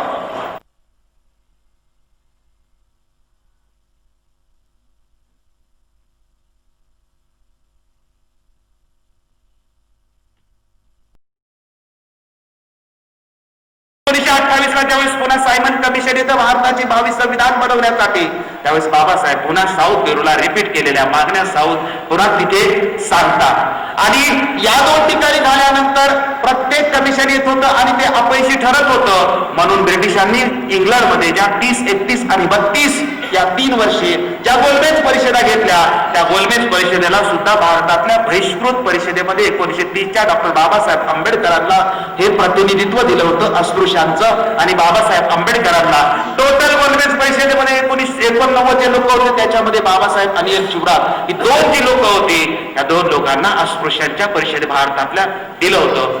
बाबासाहेबांचा 1919 पासून ते 1932 पर्यंतचा संपूर्ण जो संघर्ष आहे या संपूर्ण संघर्षाच्या मागण्या म्हणजे गोलमेज परिषदेमध्ये मांडलेली बाबासाहेब आंबेडकरांनी भूमिका आहे. हा संपूर्ण 32 पर्यंत आपण जर आला तर सगळं फक्त तुम्ही गोलमेज परिषद मागितलेल्या मागण्या अटी काय आहे तर त्याच्यात सगळ्यात महत्वाची अट काय आहे तर या देशातले अस्पृश्य हे हिंदू नाहीत आणि हिंदूंचा कुठल्याही प्रमाणे ते कुठलाही पार्ट नाहीत, ते हिंदूंचा घटक नाहीत तर ते हिंदू पासून वेगळे आहेत. त्यामुळे त्यांचं वेगळं अस्तित्व मान्य करावं, अल्पसंख्याक म्हणून त्यांचं राजकीय अधिकार हे त्यांना पूर्णपणे बहाल करण्यात यावं ही मुख्य मागणी बाबासाहेब आंबेडकरांची होती. त्याच्याबरोबर दुसऱ्या मागण्या होत्या की आम्हाला नोकरीमध्ये प्रतिनिधित्व मिळालं पाहिजे, आम्हाला शिक्षणामध्ये प्रतिनिधित्व मिळालं पाहिजे किंवा आमच्या लोकांना स्कॉलरशिप मिळाले पाहिजे, परदेशामध्ये गेलं पाहिजे. या बाकी सगळ्या मागण्या होत्या परंतु मुख्य मागणी मात्र स्वतंत्र मतदारसंघाची बाबासाहेब आंबेडकरांची होती की राजकीय दृष्टिकोनातून बाबासाहेबांनी सगळं दिलेलं आहे की 1000 मातीमागे 70 लोकसंख्या अस्पृश्याची आहे, तो निवडून कधीच येऊ शकत नाही. त्यामुळे आम्हाला निवडणुकीच्या माध्यमातून या देशामध्ये कधीच शक्य नाही. इथल्या देशातल्या लोकांची मानसिकता आमच्याबद्दल चांगलं होणं शक्यच नाही. त्यामुळे आमचा माणूस आम्हालाच निवडून देणं आवश्यक आहे आणि कायदे मंडळामध्ये, मंत्रिमंडळामध्ये आम्हाला प्रतिनिधित्व मिळालं पाहिजे. त्यामुळे आम्हाला वेगळं आमचं अस्तित्व ब्रिटिशांनी मान्य करावं, परंतु बाबासाहेब इकडे आमचं वेगळं अस्तित्व मान्य ब्रिटिशांनी करावं म्हणून संघर्ष करत होते, आणि दुसऱ्या बाजूला गांधी, काँग्रेस आणि या देशातला सगळा प्रस्थापित वर्ग हे अस्पृश्य, हे हिंदूंचाच एक घटक आहेत, त्यांना वेगळं अस्तित्व मान्य करण्यात येणार नाही हे अजिबात मान्य करत नव्हते. ते गांधींनी सुद्धा शेवटपर्यंत केलं. बाबासाहेब आपल्या बुद्धीने, कौशल्याने आणि जगाला दाखवून दिलं की आम्ही वेगळे कसे आहोत. गोलमेज परिषदेला मान्य करावं लागलं, आणि गोलमेज परिषदेने मान्य केल्यानंतर त्यावेळेस 1932 ला या देशामध्ये रामसे मॅकडोनाल्ड हा त्यावेळेसचा पंतप्रधान होता, त्या जातीय निवाड्याचा तो अध्यक्ष होता, त्यांनी ते मान्य केलं आणि स्वतंत्र मतदारसंघाची आपली जी मागणी मान्य झाली, त्या मागणीला ताबडतोब 17 सप्टेंबरला मागणी झाली की 20 सप्टेंबरला ताबडतोब महात्मा गांधींनी उपोषण केलं. आणि ती जी संपूर्ण परिस्थिती आहे, ती परिस्थितीचं मी इथं वर्णन करणार नाही, परंतु या उपोषणाने मात्र 1919 सालापासून 32 सालापर्यंत सगळं आपलं हिरावून घेतलं. हा 1919 ते 1932 13 वर्षाचा कालखंड आहे. पुन्हा नव्याने बाबासाहेब आंबेडकरांना सुरू करावं लागतं. तो 1933 सालापासून बाबासाहेबांची मुवमेंट पुन्हा सुरू होते. पुणे कराराच्या नंतर ती पुन्हा येते ती संविधान सभा बनेपर्यंत 1946 पर्यंत, म्हणजे पुन्हा हा 13 वर्षाचा संघर्ष बाबासाहेब आंबेडकरांचा आहे. पहिला 13 वर्षाचा संघर्ष आणि नंतरचा 13 वर्षाचा संघर्ष आहे. या नंतरच्या 13 वर्षाच्या संघर्षामध्ये आमचे राजकीय आणि आम्हाला स्वतंत्रता तुम्ही मान्य करत नाही, बाबासाहेबांनी खेळी केली. बाबासाहेबांनी या देशामध्ये सरळ मागणी करून तर तुम्ही काय देत नाही तर तुमच्यामध्ये मी राहत नाही. मग बाबासाहेबांनी 13 ऑक्टोबर 1956 ला येवल्यामध्ये घोषणा केली की या धर्मामध्ये जन्म घेणं माझ्या हातात नव्हतं, परंतु मी मात्र या धर्मामध्ये अजिबात मरणार नाही. असं नाही तरी मी मात्र स्वतंत्रच राहणार आहे. ही दुसरी बाबासाहेब आंबेडकरांची भूमिका होती. ही भूमिका समजावून बाबासाहेब आंबेडकरांनी सांगितली ती महाराष्ट्र परिषद नायगावला 1936 ला होती की माझ्या धर्मांतराचा मतलब काय आहे. हा धर्मांतराचा मतलब मी समजावून सांगतो, परंतु त्याच्या नंतर बाबासाहेब आंबेडकरांनी 1930 साली जी बहिष्कृत परिषद घेतली होती आणि 1930च्या नंतर 1944च्या मार्च महिन्यामध्ये डॉक्टर बाबासाहेब आंबेडकरांनी दिल्लीमध्ये बहिष्कृतांची परिषद घेतली होती आणि 1944च्या 17, 18, 19, 20 जुलैला बाबासाहेब आंबेडकरांनी नागपूरला बहिष्कृतांची परिषद घेतली आणि सगळ्या भारतातल्या अस्पृश्य लोकांनी एक संघटन काढलं. त्या संघटनेला आपण काय म्हणतो, शेड्यूल कास्ट फेडरेशन असं आपण म्हणतो. 35च्या नंतर 36 ला स्वतंत्र मजूर पक्ष काढला होता, परंतु बाबासाहेब आंबेडकर भारतातल्या सगळ्या अस्पृश्यता एकत्र करतात आणि शेड्यूल कास्ट फेडरेशन, मी शेड्यूल कास्ट फेडरेशनचा आणि 17 ते 20 जुलै पर्यंतच्या या देशामध्ये बाबासाहेब आंबेडकरांनी स्थापन का केलं होतं हे समजावून घेणं आवश्यक आहे. पण 19 पासून 32 पर्यंतचा संघर्ष पाहायचा असेल तर गोलमेज परिषदेला दिलेल्या मागण्या हा सगळ्या बाबासाहेबांच्या मागण्या काय होत्या.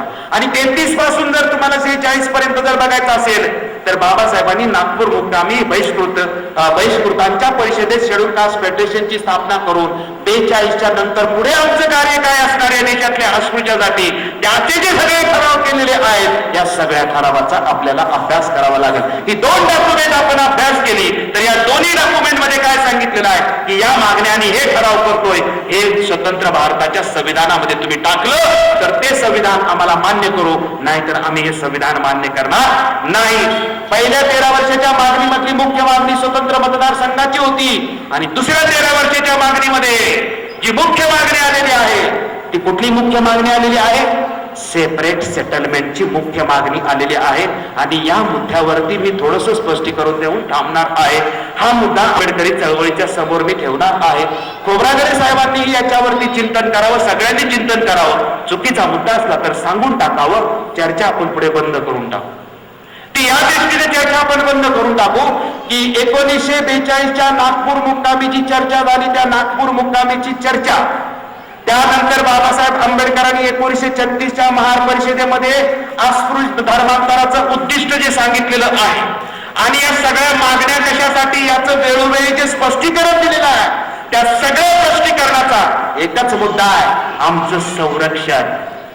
ज्यावेळेस धर्मांतराचं स्पष्टीकरण बाबासाहेब देतात त्यावेळेस बाबासाहेब 1936च्या धर्मांतराच्या मुक्ती कोणपते या नावाने ज्यावेळेस आपण ते भाषण वाचतो त्यावेळेस बाबासाहेब संपूर्ण भाषणातून काय सांगतात, मुक्ती धम्मपते, धम्मातून तुमची मुक्ती होईल असं बाबासाहेब आंबेडकर सांगतात. त्या भाषणाला सुरुवाताला बाबासाहेब आंबेडकर म्हणतात की माझ्या धर्मांतराचं उद्दिष्ट तुम्ही धार्मिक आणि तात्विक दृष्टिकोनातून खूप चिकित्सा करा, परंतु धार्मिक आणि तात्विक दृष्टिकोनातून चिकित्सा करण्यापूर्वी तुम्हाला अस्पृश्यता आणि अस्पृश्यावर होणारे अन्याय अत्याचार काय आहे हे जोपर्यंत तुम्हाला कळणार नाही तोपर्यंत माझ्या धर्मांतराचा उद्देशच तुम्हाला कळणार नाही.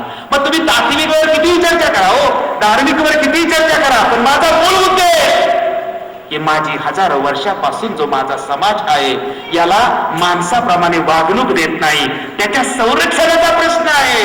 किड्या मुंग्यासारखा तो चिरडला जातोय, त्याचं पहिलं संरक्षण झालं पाहिजे. म्हणून मी धर्मांतराचं मुख्य माझं जे मूळ आहे तर माझ्या समाजाला इथल्या प्रस्थापितांच्या पासून संरक्षण हवं आहे. हा माझा मूळ उद्देश आहे. तोच बाबासाहेब आंबेडकर पुन्हा 1942च्या ठरावात नागपूरला सांगतात आणि ब्रिटिशांना मागणी करतात की या देशामध्ये दोन भारत आहेत, या देशामध्ये खेड्यात 2 खेडी आहेत, या देशामध्ये भारतात 2 भारत आहेत आणि खेड्यात 2 खेडी आहेत. भारतात 2 भारत म्हणजे संपूर्ण अस्पृश्य समाज जो गावाच्या बाहेर आहे, आणि खेड्यातली 2 खेडी म्हणजे एका बाजूला संपूर्ण प्रस्थापित वर्ग आहे आणि दुसरी गावाच्या बाहेर अस्पृश्याची वस्ती आहे. ती जरी हिंदूंचा घटक म्हटले असले तरी ती गावाच्या बाहेरच कायमस्वरूपी आहे आणि तटाच्या बाहेर ती आपलं युगानुयुगे शतकानुशतके ती आपलं जीवन जगत आहे. तिला अजिबात कुठल्याही प्रकारचा माणसासारखा अधिकार दिला नाही. तिच्या सावलीचा विटाळ होतो, त्याला कपडे घालण्याचा अधिकार नाही, त्याला शेतीचा अधिकार नाही, त्याला संडासला जाताना लोटा सुद्धा घेऊन जाण्याचा कुठल्याच प्रकारचा अधिकार नाही.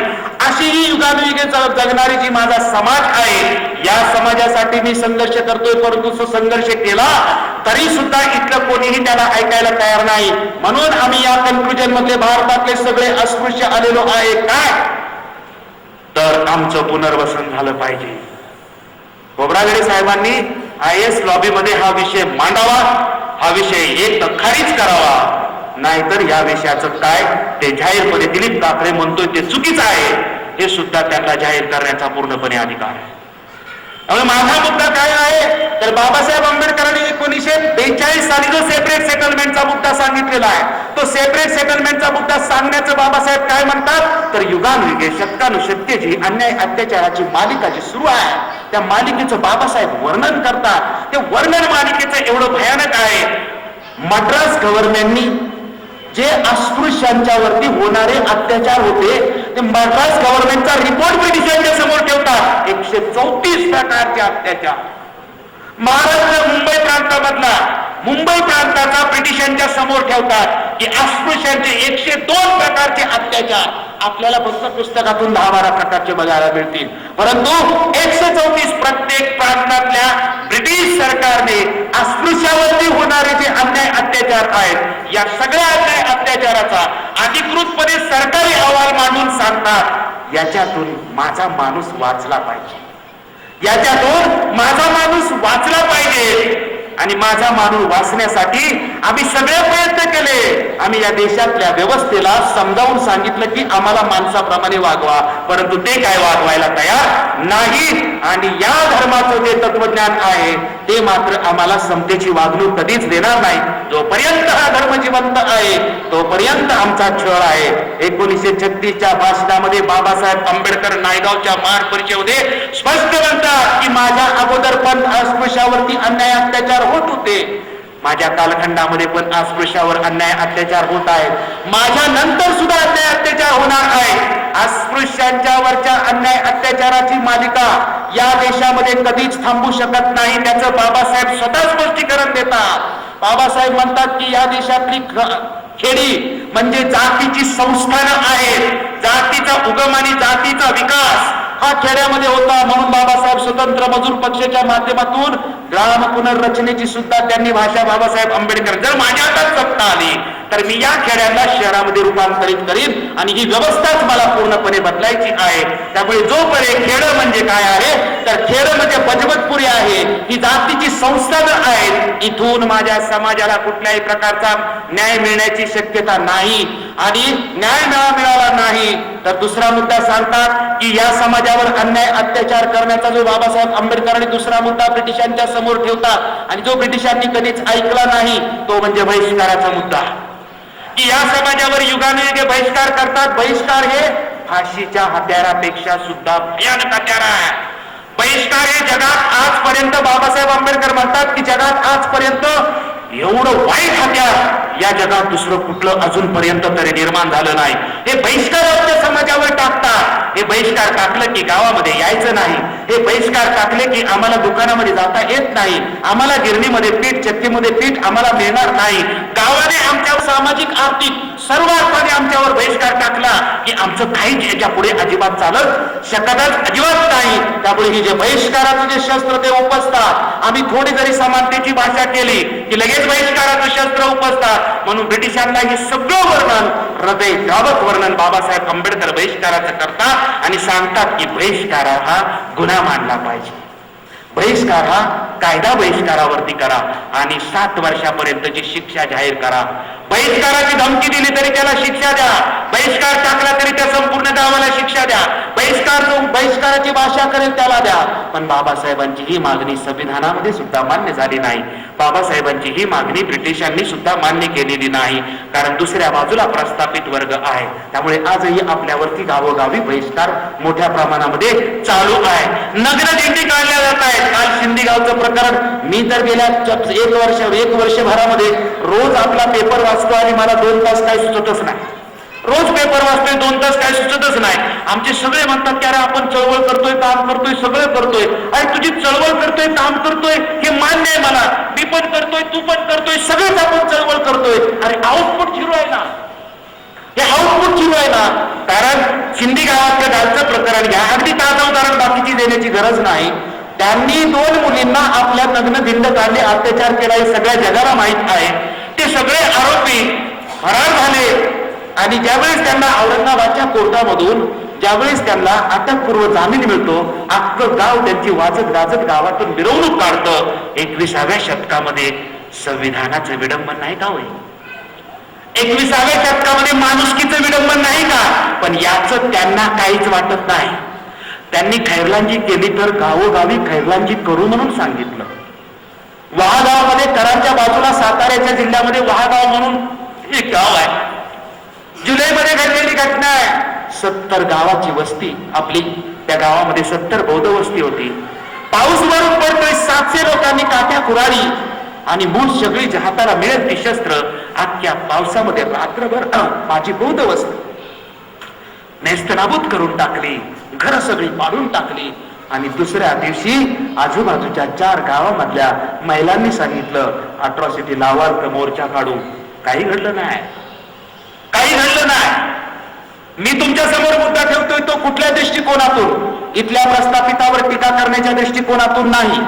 इथल्या शासनावरती टीका करण्याच्या दृष्टिकोनातून नाही. तर आम्हाला याच्यातून न्याय पाहिजे या दृष्टिकोनातून. याला साक्षी इथला IAS ऑफिसर आहे. कारण इतर टीका म्हणून कुणी घेऊ नये किंवा वेगळ्या अर्थाने हे भाषण आपण अजिबात घ्यायचं नाही. मुद्दा मात्र असा आहे की जे चालत आलेले अन्याय अत्याचार आहेत गेल्या 5 वर्षामध्ये जर हे शासन म्हणत असेल अन्याय अत्याचार वाढलेले आहेत. मी त्याचं निवेदन देऊ इच्छितो. पण मी निवेदन देण्याच्या अगोदर या देशाने निवेदन दिलेलं आहे. 1950 पासून 2008 सालापर्यंत तुम्ही SC ST कमिशनचे सगळे रिपोर्ट वाचले. रिपोर्टच वाचू शकत नाही सगळा. कारण एका एका प्रसंगाचं वर्णन असं भयानक आहे. तुम्ही संपूर्ण रिपोर्टच वाचू शकत नाही. आणि माणसांचे तुकडे करून करून आंध्र प्रदेशामध्ये टाकून दिलेले आहेत. तिथल्या SC ST आणि अस्पृश्याचं जीवन. संविधान आलं तरी त्याच्या डोक्यातल्या विषमतेच्या तत्वज्ञानाचा किडा मात्र त्याच्या डोक्यातला गेला. तो वळवळतोय त्याच्या डोक्यामध्ये. तो काय तो सोडायला अजिबात तयार नाही. त्यामुळे संविधान आलं. त्या संविधानाच्या माध्यमातून अबॉलिशन ऑफ अनटचेबिलिटी बाबासाहेबांनी कायदा केला. 1955 साली. आता हा ऍडमिनिस्ट्रेशनचा विषय आहे आणि या विषयावरती समाज कल्याण खात्याने जास्त बोलायला पाहिजे. कारण त्याच्या तो अखत्यारीतला विषय आहे. कारण या शासनामध्ये अट्रॉसिटी ऍक्टच्या कायद्यात शासकीय मानसिकता सुद्धा निर्माण होऊ शकते. मी अनेक ऍडिशनल SP आणि SPच्या बरोबर गेल्या 5-6 वर्षामध्ये मी स्वतः चर्चा केली. माझाच अधिकारी म्हणतो अहो काकडे साहेब आपली लोक अट्रॉसिटीचा चुकीचा म्हणजे वापर करतात की नाही, मिसयूज करतात की नाही. कायदा SC ST लोकांनी बनवायला सांगितला नव्हता. या देशामध्ये अन्याय अत्याचाराची सीमा झाली म्हणून सरकारला तो बनवावाच लागला. कायदा कुठल्याही कोणी सांगितला म्हणून बनवत अजिबात नाही. बाबासाहेबांनी अस्पृश्यता नष्ट करण्यासाठी कलम टाकलं. त्या कलमाला यशस्वी करण्यासाठी नामधारी कायदा बाबासाहेबांच्या हयातीतच अनटचेबिलिटी ऑफेन्सेस ऍक्ट 1955 ला झाला. अस्पृश्यता गुन्हेगारी 1955 चा कायदा झाला. या कायद्यातली पनिशमेंट एवढी काय हार्श नव्हती. त्याच्यामुळे हा कायदा जरी झाला तरी अस्पृश्याला गावात वस्तीमध्ये येऊन मारलं आणि पोलीस स्टेशनला तक्रार केली तरी 500 रुपयापर्यंत दंड केला की याच्या पुढे काय भांडू नका म्हटलं की पुन्हा लायसन त्याला मिळत होतं. याच्यावरती मागण्या केल्या की तुझा हा कायदा अस्पृश्यता नष्ट करू शकत नाही, नग्नदिंडी थांबवू शकत नाही, माणसांचे तुकडे तुकडे करण्यासाठी थांबवू शकत नाही, अन्याय अत्याचार कुठलाही अजिबात थांबवू शकत नाही. दरवर्षी राष्ट्रपतीला सादर होणारा, संसदेला सादर होणारा SC/ST कमिशनचा रिपोर्ट आम्ही वाचू शकत नाही. एवढा भयानक आहे तो. बाबासाहेबांच्या जन्मशताब्दीमध्ये एवढा भयानक झाला होता. कांशीराम होते, बुटा सिंग होते, रामविलास पासवान होते आणि पार्लमेंट मधल्या 119 खासदारांना तो रिपोर्ट वाचले ना. एवढं भयानक भारतामध्ये अन्याय अत्याचार झाले, सगळे सुन्न झाले आणि सगळे खासदार राष्ट्रपती व्यंकटरमणला या विषयावर चर्चा करायला गेले. काय घडलं? राष्ट्रपती व्यंकटरमणनी चर्चा करण्यासाठी नकार दिला. तुम्ही माझी अपॉइंटमेंट घेऊन आला नाही, त्याच्यामुळे परत जावा. आणि सगळे आमदार खासदार खाली मान घालून परत आलेले होते. काय घडतंय? आपण याच्या सगळ्या विषयाचे चिंतन करणं अतिशय आवश्यक होतं. राष्ट्रपतीला सुद्धा देशामध्ये अन्याय अत्याचाराचा विषय घेऊन आम्ही बोला. 119 खासदार येतात पण राष्ट्रपतींनी नकार दिला तर एकही खासदार काहीच करू शकत नाही. कारण हे काय आहेत? हे संयुक्त मतदारसंघातले आपापल्या पक्षातले आहेत. हे पक्ष जो सांगेल तसं वागावं लागतं. शेड्यूल कास्ट आणि शेड्यूल ट्राईबच्या कुठल्याही गोष्टीबद्दल अरे पार्लमेंट मध्ये बोलायचा तुला अधिकारच नाही, कारण तुझ्या पक्षाची ती भूमिकाच नाही. त्याच्यामुळे फक्त मतासाठी माझ्या सभेमध्ये येऊन फक्त तेवढं तू बोलू शकतोस, पण तिथं गेला की पक्षाच्या प्रमाणे तुला बोलावं लागतं. त्याच्यामुळे बाबासाहेबांनी जरी पुणे कराराच्या माध्यमातून स्वतंत्र मतदारसंघ गेले होते तरी पुणे करारावर निषेध करण्याच्या ऐवजी स्वतंत्र मतदारसंघाची चळवळ बाबासाहेब आंबेडकरांनी शेवटपर्यंत केली होती. ती करणे आवश्यक आहे.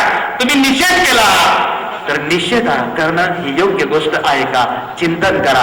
पुणे करारातला स्वतंत्र मतदारसंघ मिळालाच पाहिजे ही शेवटपर्यंत बाबासाहेब आंबेडकरांची 1954 ला निवडणूक पोटू भंडाऱ्याची हारल्यानंतर सुद्धा या संयुक्त पुणे कराराने आमचा घात केलेला आहे. म्हणून स्वतंत्र मतदारसंघ आम्हाला मिळालेच पाहिजे याच्यावर चिंतन आम्हाला करण्याची आवश्यकता आहे.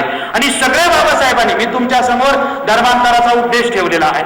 मी तुमच्या समोर 1955 साली अस्पृश्यता गुन्हेगारी कायदा मुद्दा ठेवला. या कायद्यामध्ये म्हणजे या कायद्यातच किती अन्याय अत्याचार घडला हे सिद्ध होतं. कारण या कायद्याची अमेंडमेंट पुन्हा 1975 साली झाली आणि 1976 साल्यापासून याच्यामध्ये थोडासा बदल करून इम्प्लिमेंट झाली. त्याला प्रोटेक्शन ऑफ सिव्हिल राईट असं म्हणतात. प्रोटेक्शन ऑफ सिव्हिल राईट 1976 ला सुरू झाला. यानेही अन्याय अत्याचारामध्ये काही फरक पडत नाही. म्हणून पुन्हा 1989 ला SC/ST atrocity act, prevention of atrocity act हा निर्माण झाला आणि त्याच्यामध्ये सांगितलं की केस रजिस्टर झाली की त्याला बेल मिळणार नाही, ताबडतोब अटक होईल. त्यावेळी शिक्षा ताबडतोब कठीण करण्यात आली. ज्या क्षणी तो कायदा पास झाला त्या क्षणापासून, आता हा ऍडमिनिस्ट्रेशनचा प्रश्न किती आहे तो बघा, त्या क्षणापासून या देशातले पक्ष विरोध करायला लागले, या देशामध्ये संघटना विरोध करायला लागला, या देशामध्ये महाराष्ट्र शासनाच्या ऍडमिनिस्ट्रेशनची मानसिकता बनायला लागली, पोलीस डिपार्टमेंटची मानसिकता बनायला लागली. कुठपर्यंत मानसिकता गेली? अॅट्रॉसिटी ऍक्ट रद्द करण्यासाठी संघटना स्थापन झाली आणि अॅट्रॉसिटी ऍक्ट रद्द करण्यासाठी पक्ष स्थापन झाला. इथपर्यंत ही मानसिकता गेली. एका बाजूला अॅट्रॉसिटी ऍक्टच्या विरोधामध्ये आणि दुसऱ्या बाजूला रमाबाई असेल, खैरलांजी असेल, अन्याय अत्याचार असेल, प्रत्येक गावामध्ये रोजच मी बातमी वाचतोय. आणि अन्याय अत्याचार झाला तरी इजर खोब्रागडे काही करू शकत नाही, दिलीप काकडे काही करू शकत नाही, कुणीच या देशामध्ये काही करू शकत नाही. त्याला कारण काय आहे? तर बाबासाहेबांच्या संविधानाची आम्ही म्हणतो प्रगती झाली, आमची प्रगती झाली. पण मी रत्नागिरी गायकवाडांच्या सभेमध्ये किंवा त्यांनाही सांगितलं होतं, IAS ऑफिसरला पण सांगितलं होतं आणि गवई साहेबांच्या समोर सुद्धा सांगितलं होतं साहित्य संमेलनाच्या अध्यक्षपदावरून की तुम्ही राज्यपाल झाला, तुम्ही खासदार झाला, तुम्ही आमदार झाला, तुम्ही IAS ऑफिसर झाला, तुम्ही नगरसेवक झाला, तुम्ही मंत्री झाला, तुम्ही आमदार झाला, तुम्ही समाजाचं काय झालं? ही सगळी व्यक्तिगत प्रगती आहे. समाजाला काय मिळालं? समाजाचा अन्याय अत्याचार थांबू शकला का? समाजाच्या अन्याय अत्याचाराची ग्रॅव्हिटी तरी तुम्ही कमी करू शकला का? त्यामुळे प्रगती माझ्या समाजाची झाली. अरे शहरात आल्यानंतर मला बाबासाहेबांनी रिझर्वेशन दिलं, मी शिकलो, नोकरीला लागलो, साहित्यिक झालो, विचारवंत झालो, सगळं मिळालो, पण मी व्यक्तिगतच प्रगती झालो. दिलीप काकडे एकटाच प्रसिद्ध झाला, त्या समाजाने ज्याला भाषण करायला त्याला बोलवलं, त्या समाजाचं काय झालं? मला काय केलं देणं आहे? माझा तर सत्कार झाला, मला तर हार फुलं मिळाले, मला तर शाल मिळाले, पण मी काय पर्याय समाजाला देऊ शकलो नाही. जसं खोब्रागडे सरांनी सांगितलं की मी तर पर्याय देऊ शकलो नाही. मला जोड्याने मारायला सुरुवात करा, तुम्ही जोड्याने माराय मला तुम्ही सुरुवात करा. कारण जो मार्गदर्शक समाजाला वर्तमान काळातल्या प्रश्नाची उत्तरच देऊ शकत नाही, तर मग त्याला मार्गदर्शक म्हणता अजिबात येणार नाही. मार्गदर्शक म्हणता येणार त्याला वर्तमान काळातले प्रश्नच कळत नाही, त्याने बोलायचं नाही, त्याने मार्गदर्शन करायचं नाही. मी म्हटलं, मी जे काय बोललो, मी जे काय लिहिलं, मी जे बोलतो ते अगोदर लिहितो, प्रकाशित करतो आणि नंतरच बोलतो. हे माझं योग्य आहे की अयोग्य आहे हे पहिलं सांगा. आणि कुणी पण काही पण लिहून फक्त प्रसिद्धीसाठी पुस्तकं प्रकाशित करत असेल तर त्याचं पण आपल्याला विचार करणं आवश्यक आहे.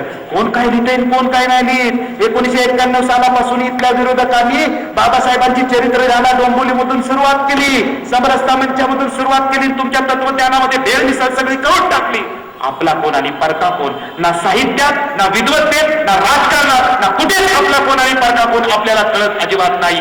का कळत नाही? अरे तुला अनुशासनच नाही, ना तुला धम्मात अनुशासन, ना तुला राजकारणात अनुशासन. माझ्यावर कुणाचं बंधनच नाही, सगळा स्वैराचार आहे. कुणीही धम्म घेऊन पळा, कुणीही राजकारण घेऊन पळा, हे स्वैराचार आहे. मग मी याच्यावर पर्याय मांडलेला आहे. बुद्ध ते आंबेडकर एक धम्मचिंतन याच्यामध्ये मी सांगितलेलं आहे की आपला सगळा प्रश्न जो आहे तो धम्म. जगातल्या प्रत्येक धर्माला अनुशासन आहे, पण बाबासाहेब आंबेडकरांच्या नावाने जो बुद्ध धर्म घेतलेला आहे त्या समाजाला मात्र धर्मात कसं वागायचं याचा कोडा कंडक अजिबात नाही. तो कोडा कंडक तुमचा नसेल तोपर्यंत तुम्ही सामाजिक, धार्मिक, आर्थिक सर्व दृष्टिकोनातून विस्कळीत राहाल. कारण जगातला समाज हा एकसंघ फक्त धर्माच्या माध्यमातून राहतो. बाबासाहेबांचा बुद्ध धर्म जो आहे याला पांढरी कपडे घालून स्वीकारायचा, याला हळदी लावून लग्न करायची का कसं करायचं? तू देवाला गेला तर गुन्हा आहे का काय आहे? तुला काय बोलण्याचा अधिकार आहे? मला तुम्हाला सांगायचा अधिकार नाही, तुम्हाला मला सांगायचा अधिकार नाही का? अरे या देशाला 395 तत्व जशी या देशाला कंट्रोल करतात, जगात माणसाला कंट्रोल फक्त तत्व करतं, माणूस माणसाचं कंट्रोल अजिबात करत नाही. तर तुम्हाला आणि मला कंट्रोल करण्यासाठी पहिले नियम तर बनवा. 2 माणसापेक्षा जास्त माणसं एकत्र आली की त्यांना एकत्रित ठेवण्यासाठी नियमांची आवश्यकता असते. मी पहिल्यांदाच वाक्य वापरलं, प्रत्येक पिढी एक राष्ट्र असतं, पण त्या राष्ट्राला सुसंघटित ठेवण्यासाठी नियम बनवावे लागतात. तसा बाबासाहेब घेतला, बाबासाहेबांचा बुद्धिझम घेतला. बाबा बुद्धाने जो बुद्धिझम दिला त्याला विनय पिटक होता. बाबासाहेबांच्या बुद्धिझमला विनय पिटक तुम्ही निर्माण करा आणि तिथून तुमची सुरुवात होईल. धम्माच्या क्रांतीला प्रारंभ करा. अजून तो झालेला नाही, पण तो विषय इथं नाही, तो मी पुस्तकातून पूर्णपणे मांडलेला आहे. त्यामुळे मी इथं जो मुद्दा मांडलेला आहे तो सेपरेट सेटलमेंटचा मुद्दा मांडलेला आहे. बाबासाहेब आंबेडकरांनी धर्मांतराच्या भाषणातून सांगितलं की आमचा प्रश्न सुरक्षिततेचा आहे. बाबासाहेब आंबेडकरांनी सांगितलं की या देशातले जोपर्यंत हिंदू तत्वज्ञान आहे आणि हिंदू धर्म आहे तोपर्यंत आमच्यावरती अन्याय अत्याचार कमी होणार नाही. कारण त्यांची मानसिकता बदलू शकत नाही, कारण ते चातुर्वर्ण्य समाज अमान्य करू शकत नाही. त्यामुळे आम्हाला या देशामध्ये समता मिळत नाही आणि 6000 जातीमधल्या 5999 जाती तुझ्या संरक्षणाला येणार नाही. तू बहुजन बहुजन म्हणून किती जरी म्हटला तरी तुझ्यावरच्या वेळेस अन्याय अत्याचार बौद्ध वस्तीवरती होतो, त्यावेळेस सगळं बहुजन बाजूला जातात आणि ते काय म्हणतात, तुम्ही बौद्ध आहे, तुम्ही कशाला हिंदू लोकांना शिव्या देता, कशाला गुरुवार, तुम्ही बौद्ध आहे त्याच्यामुळे तुमचं तुम्ही बघून घ्या. बाबासाहेब स्पष्ट सांगतात की 6000 मधल्या 5999 जाती तुझ्या मदतीला येणार नाहीत. आल्या का कधी मदतीला आपल्या आजूबाजूच्या? एवढे अन्याय अत्याचार आल्या का? बाबासाहेब आंबेडकरांनी सांगितलंय. त्याच्यामुळे बाबासाहेब आंबेडकर ब्रिटिशांना वारंवार सांगत होते आणि शेवटचा पर्याय सांगितला की आम्हाला सेपरेट सेटलमेंट. आपल्या समाजाला बाबासाहेब सांगतात की तुमचं पुनर्वसन करून घ्या. योजना बनवली पुनर्वसनाची. ब्रिटिश सरकारनं ती योजना भारतातल्या सगळ्या अस्पृश्यांच्या वतीने, सगळ्या संघटनांच्या वतीने बाबासाहेब सादर करतात. त्यामध्ये सांगतात की कमिशन नेमा, सेपरेट सेटलमेंटचं कमिशन नेमा. या कमिशन मध्ये दरवर्षी 5 कोटी रुपयाची मदत द्या. या कमिशन मध्ये लँड ऍक्विजिशन कशा पद्धतीने करायचं त्याचं बाबासाहेब मार्गदर्शन करतात. याच कमिशन मध्ये आपण आपापल्या गावची घरदार शेती ही सरकारला जमा करायची, त्याच्या बदल्यात आपण आपलं पुनर्वसन कसं करून घ्यायचं, हे संपूर्ण योजना भारतातल्या संपूर्ण शेड्यूल कास्ट फेडरेशनच्या वतीने बाबासाहेब आंबेडकर ब्रिटिशांना देतात. ती यासाठी की ही योजना भारताच्या संविधानामध्ये आली पाहिजे. ही योजना भारताच्या संविधानामध्ये आली पाहिजे. ही योजना भारताच्या संविधानामध्ये येऊ शकलेली नाही. राज्य समाजवादाची योजना भारताच्या संविधानामध्ये येऊ शकलेली नाही. बहिष्काराची योजना भारताच्या संविधानामध्ये येऊ शकलेली नाही. यावरती आपल्याला चिंतन करणं आवश्यक आहे की या देशामध्ये अन्याय अत्याचार आपण थांबवू शकतो का? फक्त काही काळ त्याची ग्रॅव्हिटी, अन्याय अत्याचाराचं प्रमाण कमी करू शकता, पण अन्याय अत्याचार तुम्ही थांबवू शकत नाही. त्याच्यावरती एक पर्याय बाबासाहेबांनी सांगितला, तो शेवटपर्यंत होता की आमचं प्रथम संरक्षण झालं पाहिजे आणि स्वतंत्र वसाहती याचं मीच नाही. तामिळनाडू मधल्या सगळ्या दलितांच्या संघटनांनी, अस्पृश्यांच्या संघटनांनी 1995 साली मागणी केली की आम्हाला स्वतंत्र स्टेटस पाहिजे. किती दिवस हे? त्यानंतर दलित क्रांतीच्या संपूर्ण चळवळीने सुद्धा ही मागणी केलेली आहे. ज्या ज्या काळात अन्याय अत्याचाराचं प्रमाण वाढतंय त्या त्या काळात प्रत्येक ठिकाणी अस्पृश्यांच्या संघटनेने आपल्या पुनर्वसनाची मागणी केलेली आहे. या पुनर्वसनाच्या मागणीवरती आंबेडकर चळवळीने गेल्या 5 वर्षाचे अन्याय अत्याचार बघा आणि 50 वर्षाचं जे रिपोर्ट आहे, SC/ST कमिशनचं जे पार्लमेंटच्या पटलावर अधिकृतपणे गव्हर्नमेंटचे जे रिपोर्ट आहेत, या गव्हर्नमेंटच्या रिपोर्टमध्ये स्वतंत्र भारतातली शासन व्यवस्था हा अस्पृश्याच्यावरल्या अन्याय अत्याचार कमी करण्यामध्ये अपयशी ठरलेलं आहे. हे अधिकृतपणे भारताचं पार्लमेंटच सांगतंय. त्याच्यामुळे मग या भारताच्या पार्लमेंटमध्ये ज्या देशातल्या जे काही बौद्ध समाज आहे, पूर्वीचा जो अस्पृश्य आहे, याचं पुनर्वसन झालं पाहिजे. ही मागणी अयोग्य असू शकत अजिबात नाही. नाहीतर आमच्यावरचे अन्याय अत्याचार थांबवा, नाहीतर आमचं पुनर्वसन करा. आणि या माझा जर मुद्दा तुम्हाला योग्य वाटत असेल, बाबासाहेब सांगतात की सरकारने जर हे केलं नाही, जर हे पुनर्वसन झालं नाही तर काय करायचं? सरळ खेडेपाडी सोडा आणि शहरामध्ये या. शहरात येऊन तुम्ही कल्पाने राहा. तिथं तुम्ही सगळे मिळून स्वतःचं संरक्षण करू शकाल. शहर 100% तुम्हाला सुरक्षित आहे अशातला काही भाग नाही. पण सगळे एकमेकाला तुम्ही कल्पने राहिल्यानंतर एकमेकाला मदत करू. पण हे माझं माणूस ऐकणार नाही. ते म्हणते माझं म्हातारं आणि माझी म्हातारी काय म्हणेल की मला माझ्या आई पांढरीतच मरायचंय, मला माझ्या गावालाच मरायचंय. कुठं जरी जगामध्ये गेला असेल तर ते म्हणते की जाताना आई पांढरीमध्ये मरायचं, इकडं तिकडं मरायचं नाही. आणि सोड तुझ्या अंधश्रद्धा, कारण तुझ्या भविष्यातल्या पिढीचा तू विचार कर. भविष्यातल्या पिढीला जर सुखी करायचं असेल तर जातीच्या संस्थानामध्ये तुझ्या भविष्यातल्या पिढी सुखी होणार नाही. तुझं पुनर्वसन करून घे. शहरात जाऊन कल्पने राहा, नाही तर स्वतंत्र गाव स्थापन कर. सातारा जिल्ह्यामध्ये 2 गावं आहेत बौद्धांची जी पुनर्वसनामध्ये केलेली. आयडियल मधून या देशाला आणि सगळ्या लोकांना सिद्धार्थनगर मधून सातारा जिल्ह्यामध्ये गाव आहे. तर या गावामध्ये सगळं निळं आहे. सगळं कसं आहे, शासनाच्या सगळ्या समाज कल्याण खात्याच्या स्कीम तिथं द्याव्याच लागतात. कलेक्टर, BDO, तहसीलदार याला काहीच तिथं विरोधच करता येत नाही. हे सगळं गाव तुम्हाला कसं काय आदर्श गावाचा तुम्हाला पुरस्कार द्यावाच लागतो. बुद्ध बाबासाहेब संकल्पनेमधलं गाव निर्माण करण्यासाठी आम्हाला आमचं पुनर्वसन करून घ्यावं लागेल आणि त्या गावाचा आदर्श या भारताला फॉलो करावा लागेल. एवढं महत्वाचं ती मागणी आहे. तिच्याकडे सेपरेट दलित स्थान किंवा सेपरेट किंवा त्याच्याकडे निगेटिव्ह दृष्टिकोनातून बघायचं नाही. आमच्यावरचे अन्यायाचा कायमस्वरूपी पर्याय तरी सांगा, नाहीतर आमचं पुनर्वसन तरी करा. ही मागणी तुम्हाला घेऊन जावी लागेल. तात्पुरतं शहराकडे येऊन तुम्हाला करावं लागेल. याच्यावर चिंतन करा. कारण मी कायदे का सांगितलं तर 55 साली कायदा केला, 75 साली कायदा केला, 1989 साली कायदा केला. जशी शिक्षा आहे झाली केली की त्याच्या विरोधात तिथली मानसिकता उठायला तयार आहे. म्हणजे बाबासाहेबांनी बौद्ध धर्म स्वीकारला कशासाठी? अन्याय अत्याचारासाठी. परंतु तरीही अन्याय अत्याचार थांबले नाही. संविधान दिलं, अन्याय अत्याचार थांबले नाही. कायदे दिलं, अन्याय अत्याचार थांबलेले नाही. त्यामुळे बाबासाहेबांनी या देशातली संपूर्ण अस्पृश्य समाज आहे तो काय म्हणतोय? आमचं पुनर्वसन करा. पण ब्रिटिशांनी आमचं ऐकलं नाही. त्याच्यामुळे पुन्हा बाबासाहेब आंबेडकरांनी 1949 पासून 1919 पासून ते संविधान सभा आणि संविधानापर्यंत आपल्या मागण्या काय केल्या होत्या आणि त्या सगळ्या मागण्यांचं उद्दिष्ट माझ्या समाजाचं संरक्षण होतं. शी सलाम तो पगडी 50. अरे तुझं पहिलं संरक्षण बोल. 4-2 लोक IAS ऑफिसर झाले, 4-2 लोक राजकारणामध्ये यशस्वी झाले. कुणी एखादा रिझर्व्ह बँकेमध्ये डायरेक्टर झाला की कुणी एखादा प्लॅनिंग कमिशनवर गेला. म्हणजे काही समाजाची प्रगती काय झाली? ही व्यक्तिगत प्रगती आहे असं माझं जाहीर आव्हान आहे. प्रगती कुणाची झाली पाहिजे? समाजाची प्रगती झाली पाहिजे. राजकीय ऐक्य नाही झालं पाहिजे, सामाजिक ऐक्य. बाबासाहेबांनी म्हटले सामाजिक ऐक्य झालं की राजकारणामधलं ऐक्य ऑटोमॅटिक घडून येऊ शकतं. बाबासाहेब आंबेडकरांनी धम्मक्रांती अगोदर का राज्यक्रांती अगोदर अॅनिहिलेशन ऑफ कास्ट मध्ये संपूर्ण जगाची उदाहरणं देऊन सांगितले की अगोदर धर्माची क्रांती आहे आणि धर्माच्या क्रांतीतून बाकीच्या क्रांत्या निर्माण होत असतात. जग एकत्र फक्त धर्माच्या नावाने येतं.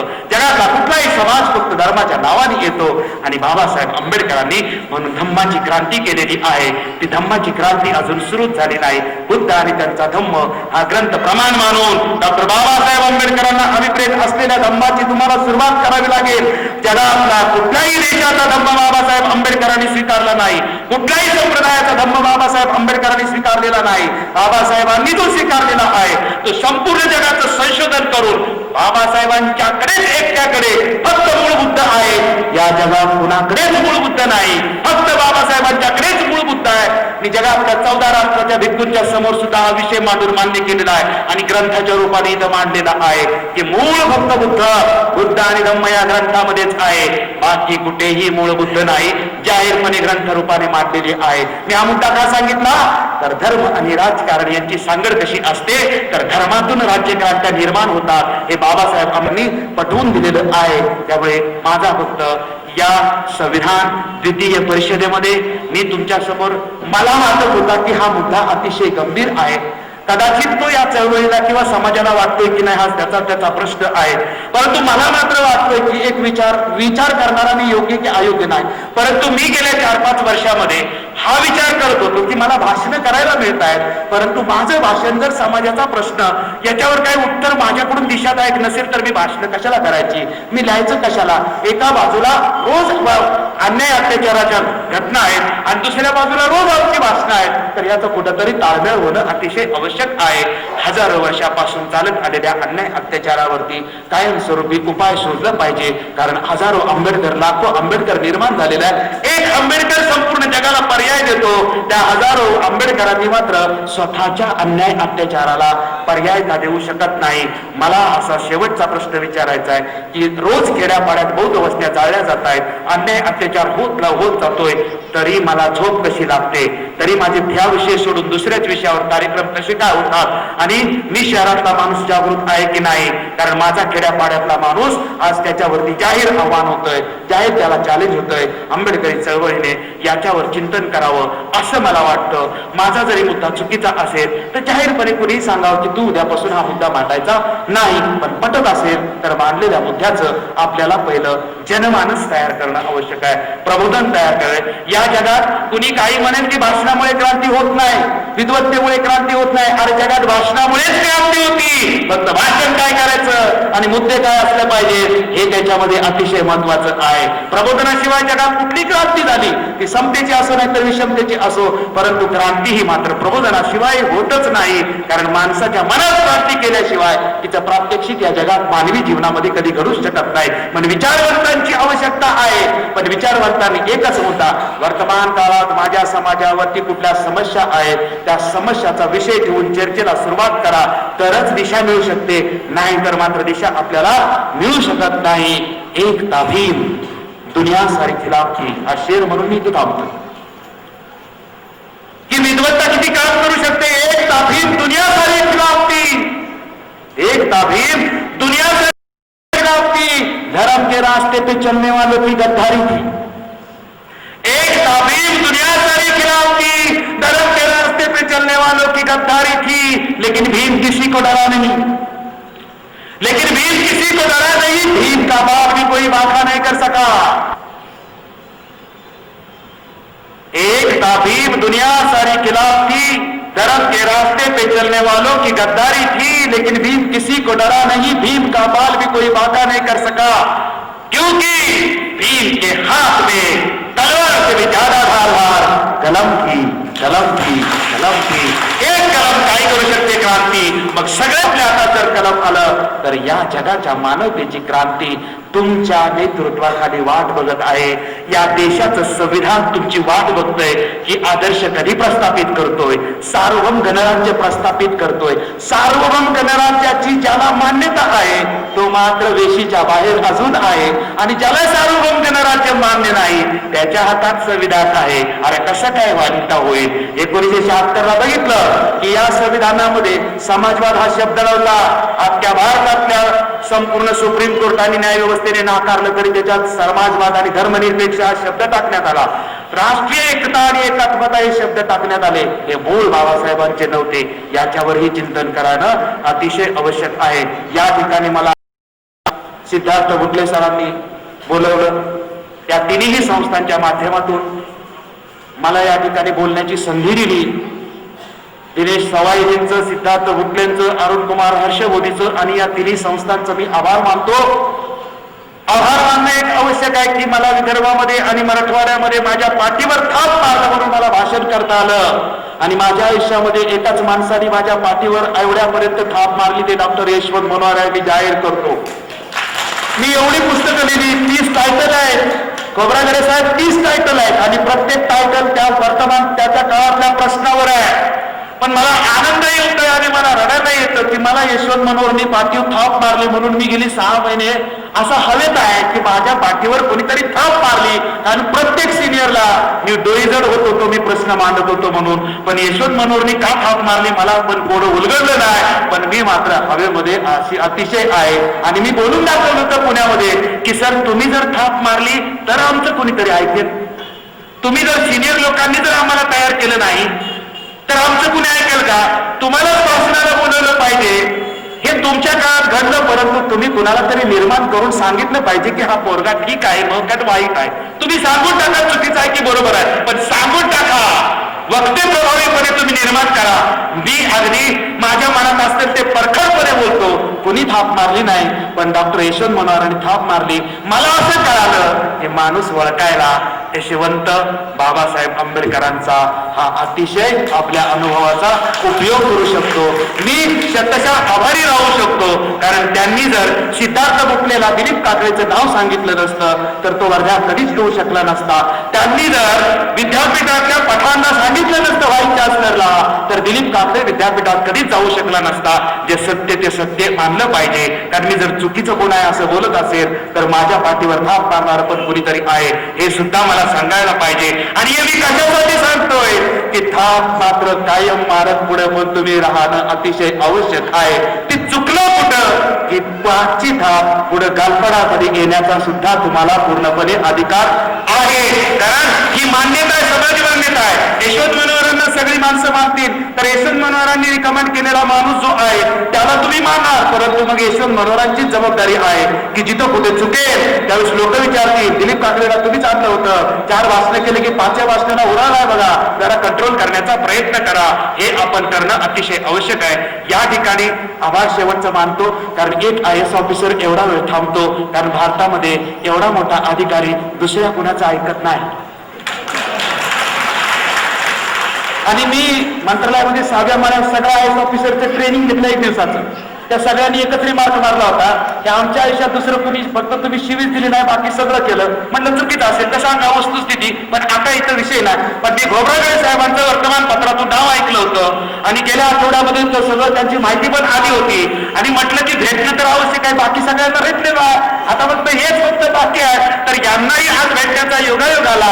पण यांचं फक्त आभार मी मानतो की त्यांनी माझं सगळं ऐकलेलं आहे. ते ऐकलेलं योग्य की अयोग्य त्यांनी कुठेही जाहीरपणे करावं पण ऐकणं अतिशय महत्वाचं होतं. ते त्यांनी काम केलं. या विचार मंचावरती सगळेच लोक आहेत. या सगळ्यांचे आभार मानतो आणि वर्ध्यातल्या सगळ्या बंधू आणि भगिनींना या ठिकाणी सप्रेम जय भीम करतो. जय भीम, जय बुद्ध, जय भारत. धन्यवाद काकडे सर. या वैचारिक झंझावातानंतर दुसऱ्या भारतीय संविधान परिषदेच्या